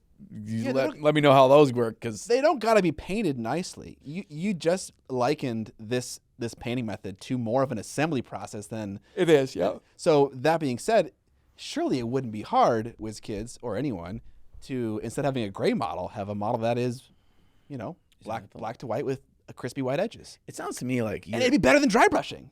That's true, because they could literally have white edges. Oh, I see what you're saying. They do like a more accurate gradation. Yeah. What if the plastic that it was molded from naturally has that? This sounds way too difficult to actually like engineer with the actual liquid plastic, but like if you could, that would be amazing. Because the thinner the piece, so as a detail gets thinner towards the edge of its detail, it's kind of like that transparent resin. It's white at that, but the thicker the section is, the more it goes towards black. So it's a gradation in the plastic based on the thickness of the material. Oh, yeah. So the more I say this out loud, the more I'm just like, well, if they have that kind of control, why wouldn't they just cast the model in its full color scheme immediately? You can order it that way from Hero Forge. They print it and whatever. Yeah, exactly. They look like a fucking cartoon. They don't look good. So yeah. So, you know. Yeah, no. Okay. All right. Well. All right. it- So is Slapchop a fad or not a fad? No, it's not a fad. God damn you. God damn it. It's here to stay. No. Okay, we're gonna disagree on this one. I say fad. Fad! Just because I can't see what the future evolution or new way that the hole that this plugs, whatever this butt plugs, there's going to be a better butt plug in the future. Right. And then this butt plug is going to be not usable anymore. It's going to yeah. be the old stinky butt plug. Everyone wants the new one. Yeah, the new, shiny, smooth one. Yep. That's it. That's it. Because before, think like back in, like the 1800s, what did they use for butt plugs? Probably just, A piece of wood. yeah, wooden dowel. It splinters up your beehole. Oh. Now, we got glass and shit. Yeah. And then the glass will break and you got ice molds. Yeah. You put ice and the ice melts. Yeah. In your butthole. And then nothing dangerous happens. Nothing dangerous is just going to melt from your nice warm anus sphincter. That's it. We need to know what is the ice cube butt plug equivalent of Slapchop. That's the future. That's the future. That is why I say fad. Refrigerated paints. Refrigerated paints. Refrigerated paints, yes. Something about the temperature changes how they they apply. We should try this. We should put our paints in, put Cotter's paint in a fridge and then use it at room temp and then boil it and then use it again. I don't know where I'm going with this. It sounds like we're making maple syrup in here. Yeah. All right. Which one of these ones are you most excited to talk about? God, because there's a lot of them. There's a lot of good ones too. Because it's clear, it's 11/11. Yeah, right. It's clear that you might not get through all of these. No. Let's do a lightning round at the end. Maybe. Okay. I'm gonna pick. There seems to be a new paint range every 6 months. Okay. So the rate at which new miniature paint ranges are released. Yes. Not like any individual paint range. Right. Is it a fad or not? It's just like people making more. Yeah. Yeah. Okay. This is a fad. It's going to die. Yeah. The market can't sustain this many. Now, the flip side of that is you have people like, I don't know, me, that feel like they need to try and buy everything, and that there is a segment of the population that thinks that the problem with their models looking like Garbo is the paint and not themselves. And that way the new paint will fix all their problems and will make them greater. That's not really the case. Yeah, but those people can't exist forever, What happens is it's your own personal hero's journey, right? You start thinking that, and by about the fourth paint range that you've spent hundreds of dollars on, you eventually come to the same conclusion that they're all pretty close. I have one that I like better than the others, or these two I like, these two I don't like, or blah, blah, blah. You get to a point where it's like, nope, I'm not falling for your games again, and you stop. And the more that the community as a whole kind of resonates with this, the less individual people have to go through that journey to get there. And you hear a lot of then there's certain things that rise to the top, certain paint ranges that rise to the top that are like, yeah, people really like this brand and this brand and this brand. They'll be good if you start with those. You get into it, you're gonna be solid. You're gonna have a good time. They'll work for you. Now it's there's so many regular ones, but then there's also companies are pushing more towards niche things too. The more the artist, there's more of these artist range things, which I don't understand. That. Yep.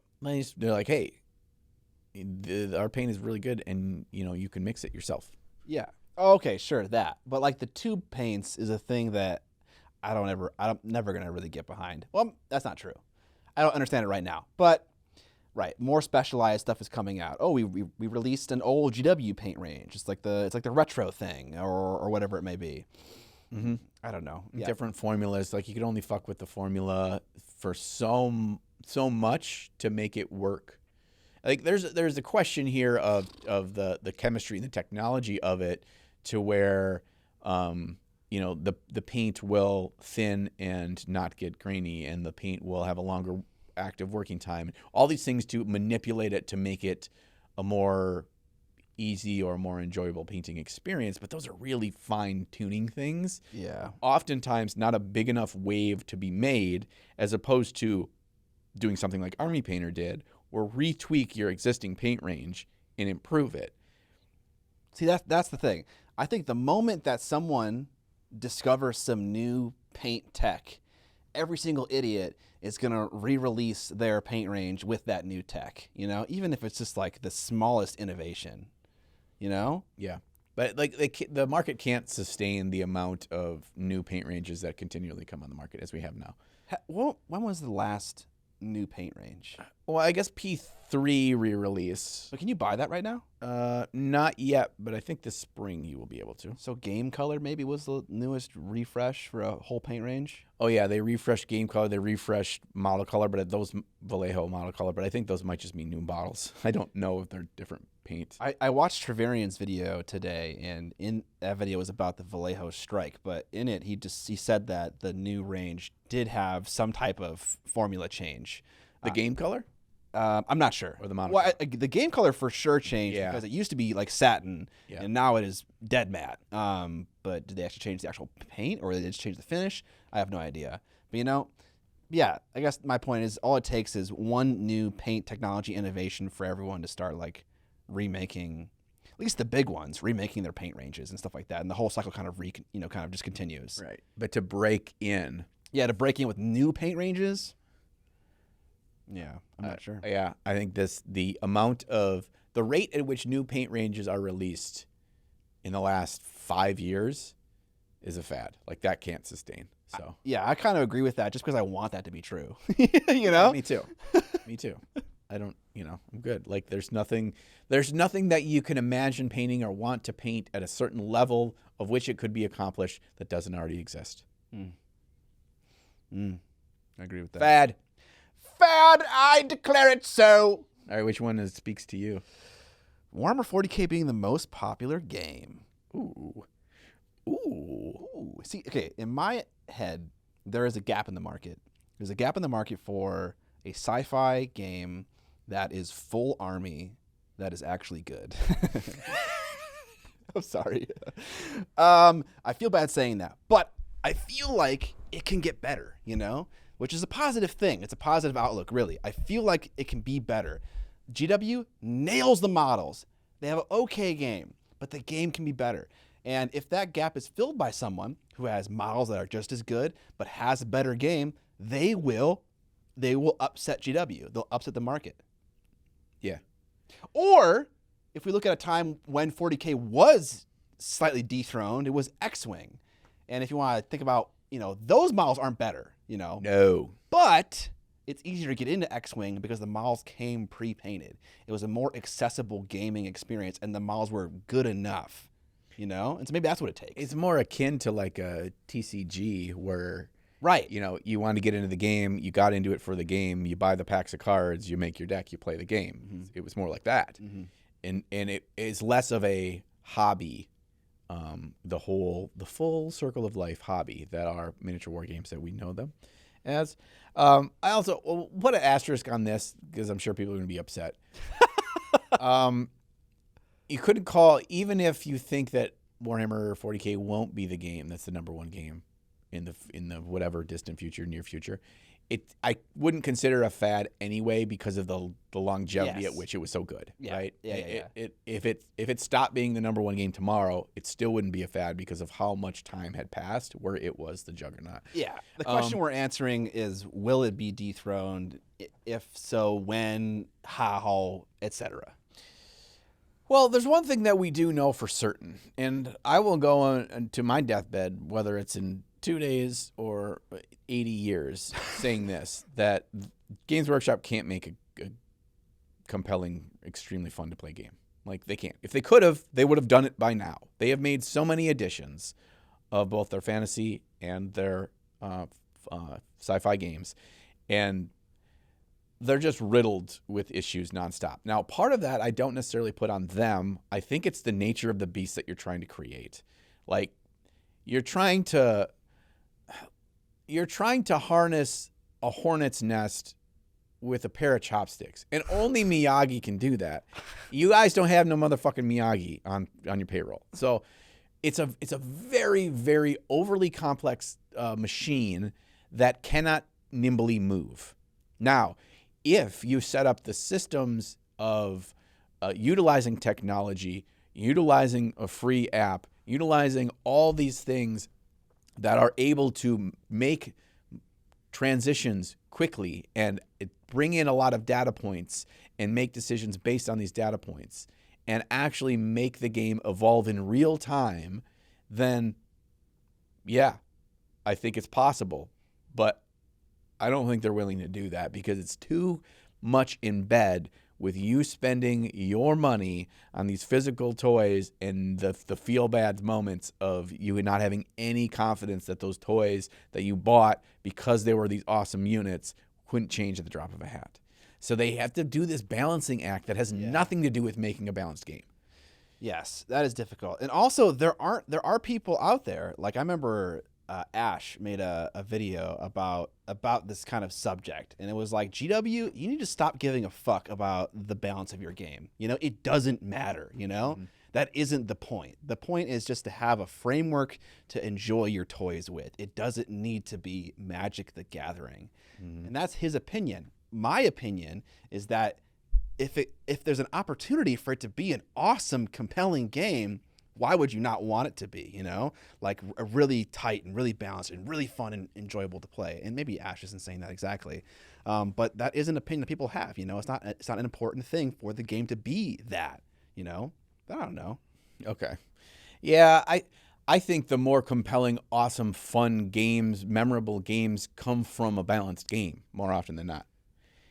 Otherwise, it's a social contract of like, I'm going to bring out all my orcs and you're going to have two big stompy guys. Oh, wow. Like, you have to have this weird social contract instead of playing a stranger and it just being like the enjoyment of this game totally rests on the balance of their personality and my personality. Yeah, and I remember when GW doubled down on that when they made the first version of AOS without points, you know? They're like, figure it out. Right. You know? Because, like, you're already doing that anyways. It's like, oh, God. I can foresee a world, and, like, it actually feels a lot less out of reach than I would have thought maybe 6 months ago in seeing the success of something like Trench Crusade, that there's a world where a company makes a game that is so compelling and so fun and balanced and good, and they're like, that is our focus, that is what we're making. We are not wholly in bed with needing to sell plastic to you all the time. Right. They're a smaller, leaner company. They don't have the overheads that GW has, all the mouths to feed. Yeah. And so they could spend more of their time on just developing a game. And like you said earlier, developing a system around the game that allows it to be balanced and stay balanced and get feedback quickly and apply it quickly and stuff like that. And I think a key variable in this is that you can use the awesome GW models for your army in this game. So miniature agnostic. So they don't have to, for us to get to use the beautiful, awesome, amazing models. We can do that in this better, more fun to play game. And then in a way, it almost creates a balanced ecosystem because GW still gets theirs. See, I think I slightly disagree with that. I think the game could totally be model agnostic, and that'd be fine. I think for a game to succeed and beat 40K, it can't be a clone, you know. So the models can't be similar to 40K because like you're just gonna pick GW, right? Why not go for the real thing, you know? Because the game is so much more fun. If you're like, I just want to play this game, this is the game I want to play. Also, I've been playing Warhammer for all this time. I've got this army, at least to start. A big thing that I'm seeing with the Trench Crusade Facebook groups and that kind of stuff is a ton of kit bashing off of GW kits. Yeah. So it may not be a 1-to-1, I'm playing a Space Marine army in this different game, but I have kit bashed based on the lore and the cool art and whatever GW models because the quality's so high and there's so many amazing bits. So it doesn't feel like this is a Space Marine army, but it feels like part of this game. So I think that allows an onboarding of not needing all the resources that really get excited people from the hobby side of things and the visual side of things, because that's what holds a lot of these back. Because it's not a lack of people making good games. Right. You know? Right. And that's the other thing. That's the other thing about Trench Crusade that I think is so interesting is that it isn't a GW clone. Like, they have their own design language that is interesting and unique and kind of captured the interest of a lot of people. I think if it was just like, oh, this is our version of Space Marines, I don't think it would have been anywhere near as successful. Of course, there's inspiration. You see it, but also it's unique enough to feel like its own thing, you know? Yeah. I feel if someone made a better 40K with their own version of Space Marines and Orcs and Tau, I don't think it would stick. I think it needs to be unique and better. A better game, a unique model range with beautiful models. I think earlier we discussed games like, why aren't there more big miniature war games? And I think we shared this opinion where a game needs to have beautiful models in order to succeed, period. A game is not going to sell because of its rule book, right? Or like get popular, like dethrone 40K. Sure, yeah, to that level, yeah. You know, like it can exist and it can have a small, like, you know, dedicated group. Absolutely. Is it going to be number one if it's a model agnostic rule book? I don't think so. Yeah. So then the comes down to it. The inherent question here is if we say fad, that means we're saying that we think Games Workshop will be dethroned by having the number one game, miniature war game. Yeah, we don't think it's a fad, right? But that's just how we're categorizing this. Right. Say no fad if we say that it's just not going to happen. Let's make it even tighter. Dethroned in the next 10 years. Okay. Let's say it on 3. 1, 2, 3. No fad. Ooh, disagreement. No fad. No fad. No, it is not. This all comes down to money. It is not worth the investment, nor is there a financial backer that sees this as worthy of their investment of $1 billion, that what it would take to dethrone Warhammer. It's not going to happen.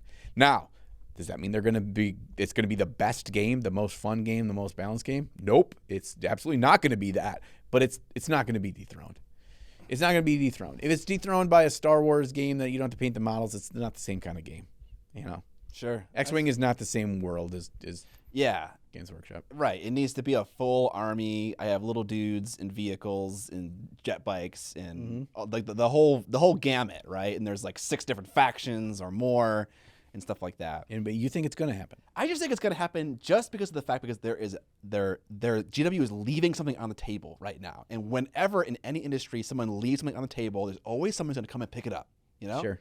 So I want to believe that there is someone out there who wants to pick it up and has the means to do it, you know? And it's going to happen in the next decade. Okay. I don't know. I mean, there's a big part of me that hopes you're right.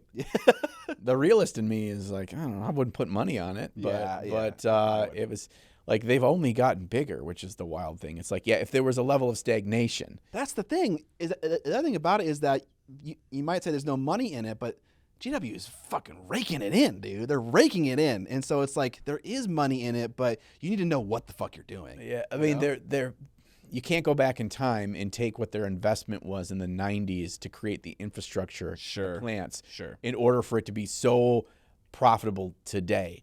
And then even for them, they drag their feet on opening a new factory, a new warehouse or whatever, when it's like they're bursting at the seams and can't push out the plastic fast enough because it's flying off the shelves so fast. And even then they're slow to act because the cost of that is astronomical. So the startup cost would be ridiculous. You need a billionaire to financially back it, I would think. Yeah, I guess dethroning 40K is a lot bigger of a prospect than just making a great game with 4 factions in it. Right. That's why I say where I envision it, the way it could get dethroned is the way that I spelled out. this way that you can take existing high quality things and through kit bashing, through small tweaks, through using all your Deathcore Krieg models and then add the big crazy armored dudes and some Chaos Demon-y things that you've kit bashed or whatever to make this faction, that would work because it doesn't require that level of investment. You just need a game that's so compelling and it catches wildfire like Trench Crusade kind of did. Like, I mean, it's entirely possible that game takes over. They add double the amount of factions to it, and then you see these tournaments and people awesome painted like kit bash armies and some of their own sculpts, and a lot of this 3D printing too does allow for more of the door to be open. You go pure 3D printed plus able to be mailed to, mail order where they got a printing farm themselves. Like that's a way that it could possibly happen. Yeah. The quality's not gonna be as good as GW's plastic though, right. But I see these motherfuckers out here printing shit on their FDM printers, and if they're okay with that. Printing miniatures? Yeah, it's like a big thing now. I see a lot of it in Trench Crusade. I see a lot of it in Warhammer stuff where they're like printing in FDM printers their model. It doesn't take much of my Zoom for me to say, dear God, what are you doing? And now, that's the thing. There are people out there that are okay with contrast paint. There are people out there that are okay with some visible print lines on their miniatures, which is, to us is a fucking sin. But to others, it doesn't matter. I mean, yeah, there's people that don't care about power steering too, but... I don't know if that's the same thing. I don't know. I'm using my horse-drawn carriage still. Yeah. Literally 1 horsepower. Okay. All right. Do we want to do one more? Yeah, sure. Let's do one more. Let's do it. What do I want? Oh, I'm going to do... Oh, God, there's 2 here. We could do one more, or should we lightning round the rest of them, or... Yeah, let's lightning round like 2 or 3 more because there's a couple here that I want to do. Okay. I'm going to start with this one. Painting your models with markers. So it's a thing now that I think was Green Stuff World. Somebody fucking, or is it Army Paint or somebody came out with like these markers that you can put that they have speed paint in them, which is basically alcohol markers. This has been a thing that people have painted for a while.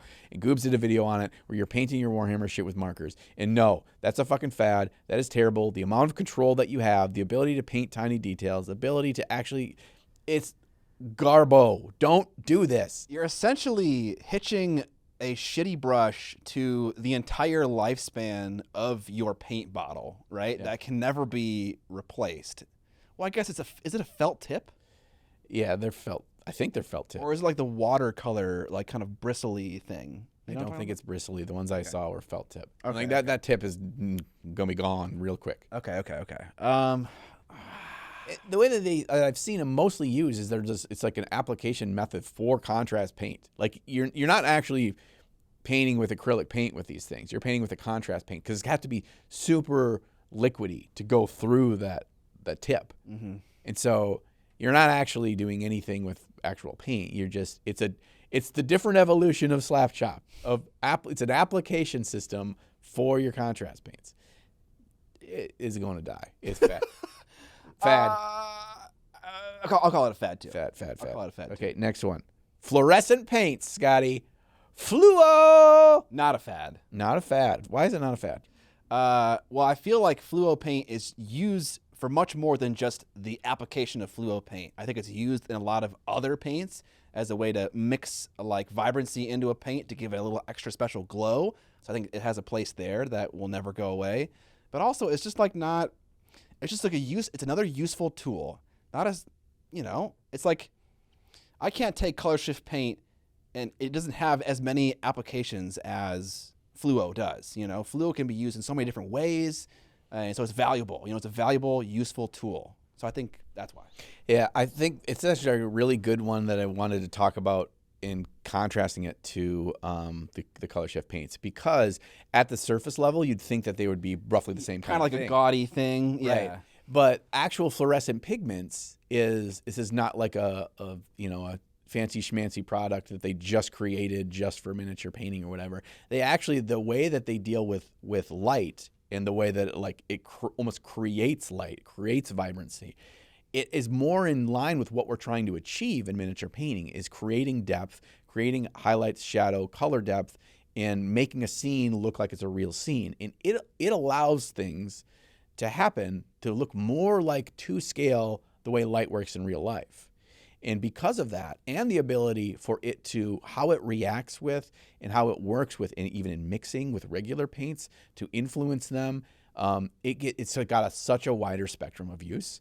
I mean, I don't know, like the first time I took that like fluorescent chartreuse from High Flow and added that to like an ivory paint and did that for some highlights, you wouldn't think it would do much. You'd think it's just like adding a bright yellow to a white, and it does not act the same way. Yeah. Some of those fluorescent properties are there, and it gives you, there's a lot of really interesting ways that it interacts, that it's not just a black and white thing. Yeah. Like color shift paint. So no fad. No fad.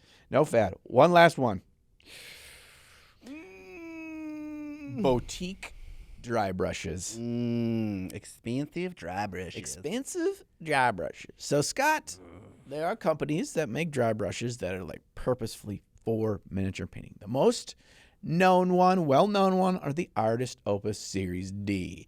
You got a big D, Scott? I do not have a big D. The D is not present. The D you have is the D that you came with. Yeah, sure. What do you think about these? Again, I'm not a huge dry brusher, and so it's like I don't know like how useful of a tool they are compared to like their cheaper alternatives. So I know that the brushes are a brush that already exists, and they were called smooshing brushes. Didn't we discuss this a very long time ago? Smooshing or something like that. Swooshing. Smoosh. Yes, it's like it's smoosh.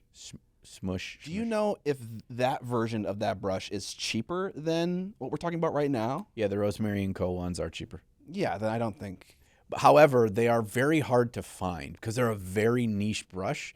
And I even went to like the Blick store here in the Twin Cities, and they didn't carry them. You can find them on certain websites. I think Rosemary & Co.'s you can find. However, Rosemary & Co. is out of the UK or the EU, one or the other. So it was like the cost then for shipping, it quickly got fuckery.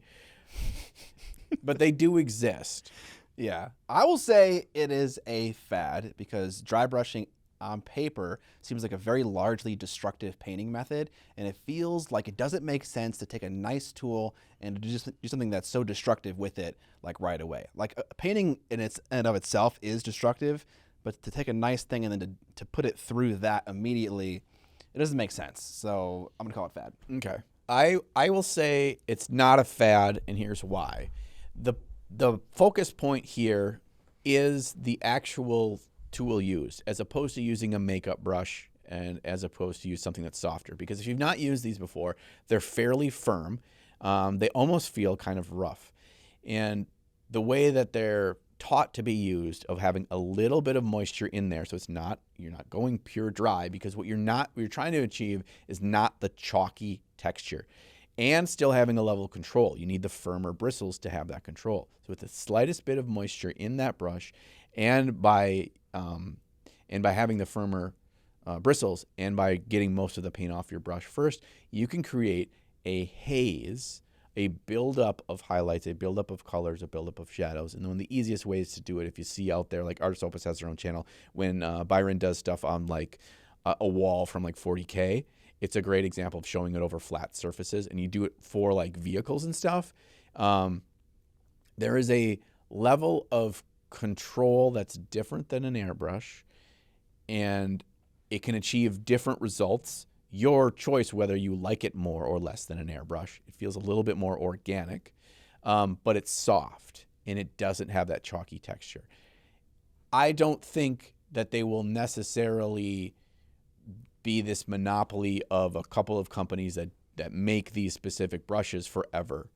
So I think in that regards, it may be considered a fad, but I do think that it's not a fad in the realm of these, as people get accustomed and more people understand and learn how they can be used to a much higher degree in dry brushing to achieve a lot higher results, that this tool is actually a much better tool for that use. And I don't think that will change. Okay.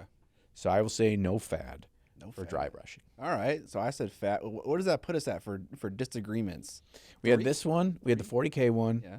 And we had one other There one. was one other one. I think it was just 3, right? Was it Speed? No, it wasn't Speed Paints. It wasn't Close Up.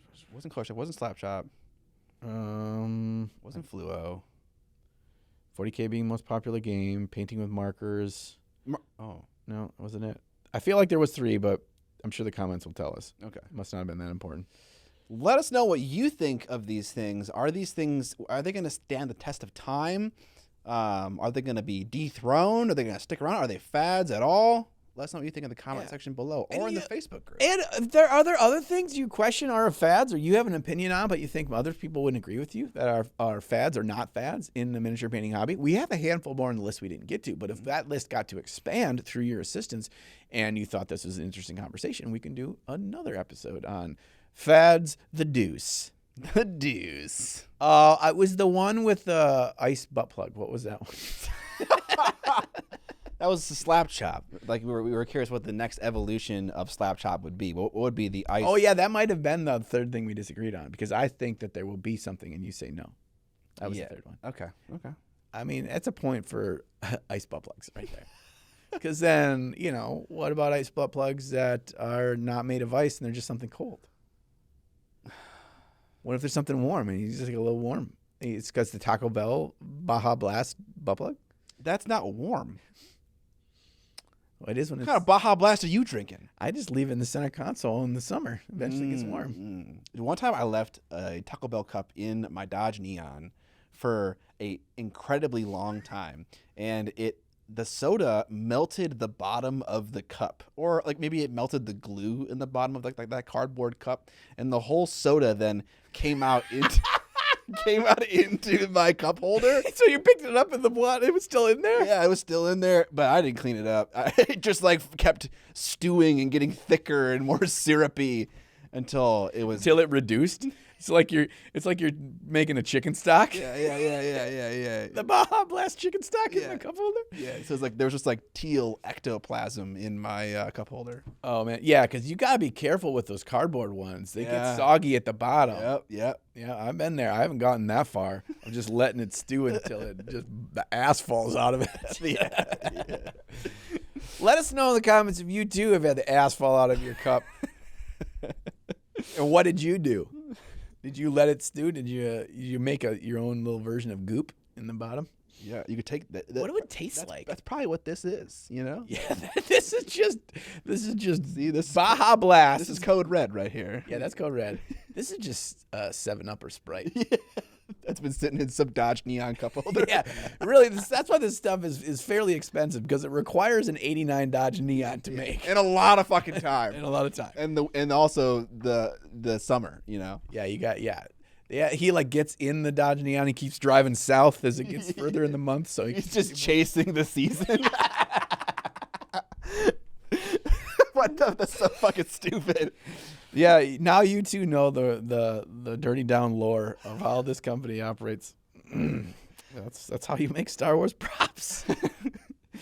All right, that's it for the main topic. Welcome to the end of the podcast. Thank you for making it all the way to the end. We appreciate you and your attention span.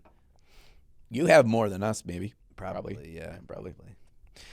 If you like the podcast and you want to support it, there are a couple ways you can do that. Some free ways are you could whitelist our channel. I think YouTube has pulled the plug, though, on everybody, and now ad blockers don't even work anymore. I've had some problems. Like I can't watch YouTube movies free. They haven't worked on my computer for the last week or two. I think it has something to do with the ad blocker. What are you going to do? It's a legit problem. Yeah.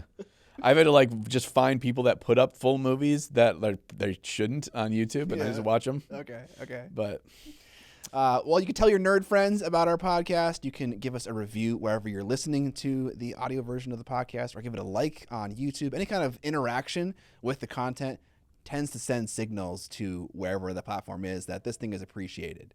So that is a great way to support us for free. If you have some cash to spend, you can pick up some of our merch on Teespring. We link it below in the description on YouTube and also in the show notes. In the audio version of the podcast, we have a couple of sweaters, t-shirts, cups, and all sorts of stuff that is over there on Teespring. We also have a Patreon. On Patreon, you get access to an extended episode that is maybe like 30 minutes, 20 minutes longer, where we go over models that we like from other painters. We talk about new things that we tried out in the hobby. And we also give feedback to one of our patrons. And also, as part of being a patron, you can submit a topic for us to discuss. This week's episode was a topic from somebody else. So for $5, you get quite a bit.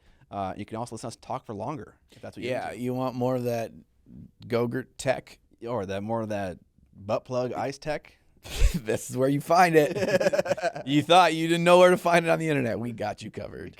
We got you covered. We discuss all of Creed's discography. Yeah, that's the full breakdown. Yeah, that'd be like 3 hours long. Scene by scene, alien movies. Yeah. We go through it all. Nothing hobby related. Yeah. And we're going to go through that and more on the next episode in 1 fortnight from the drop of this. And until then, we'll catch you on the Flippity flop.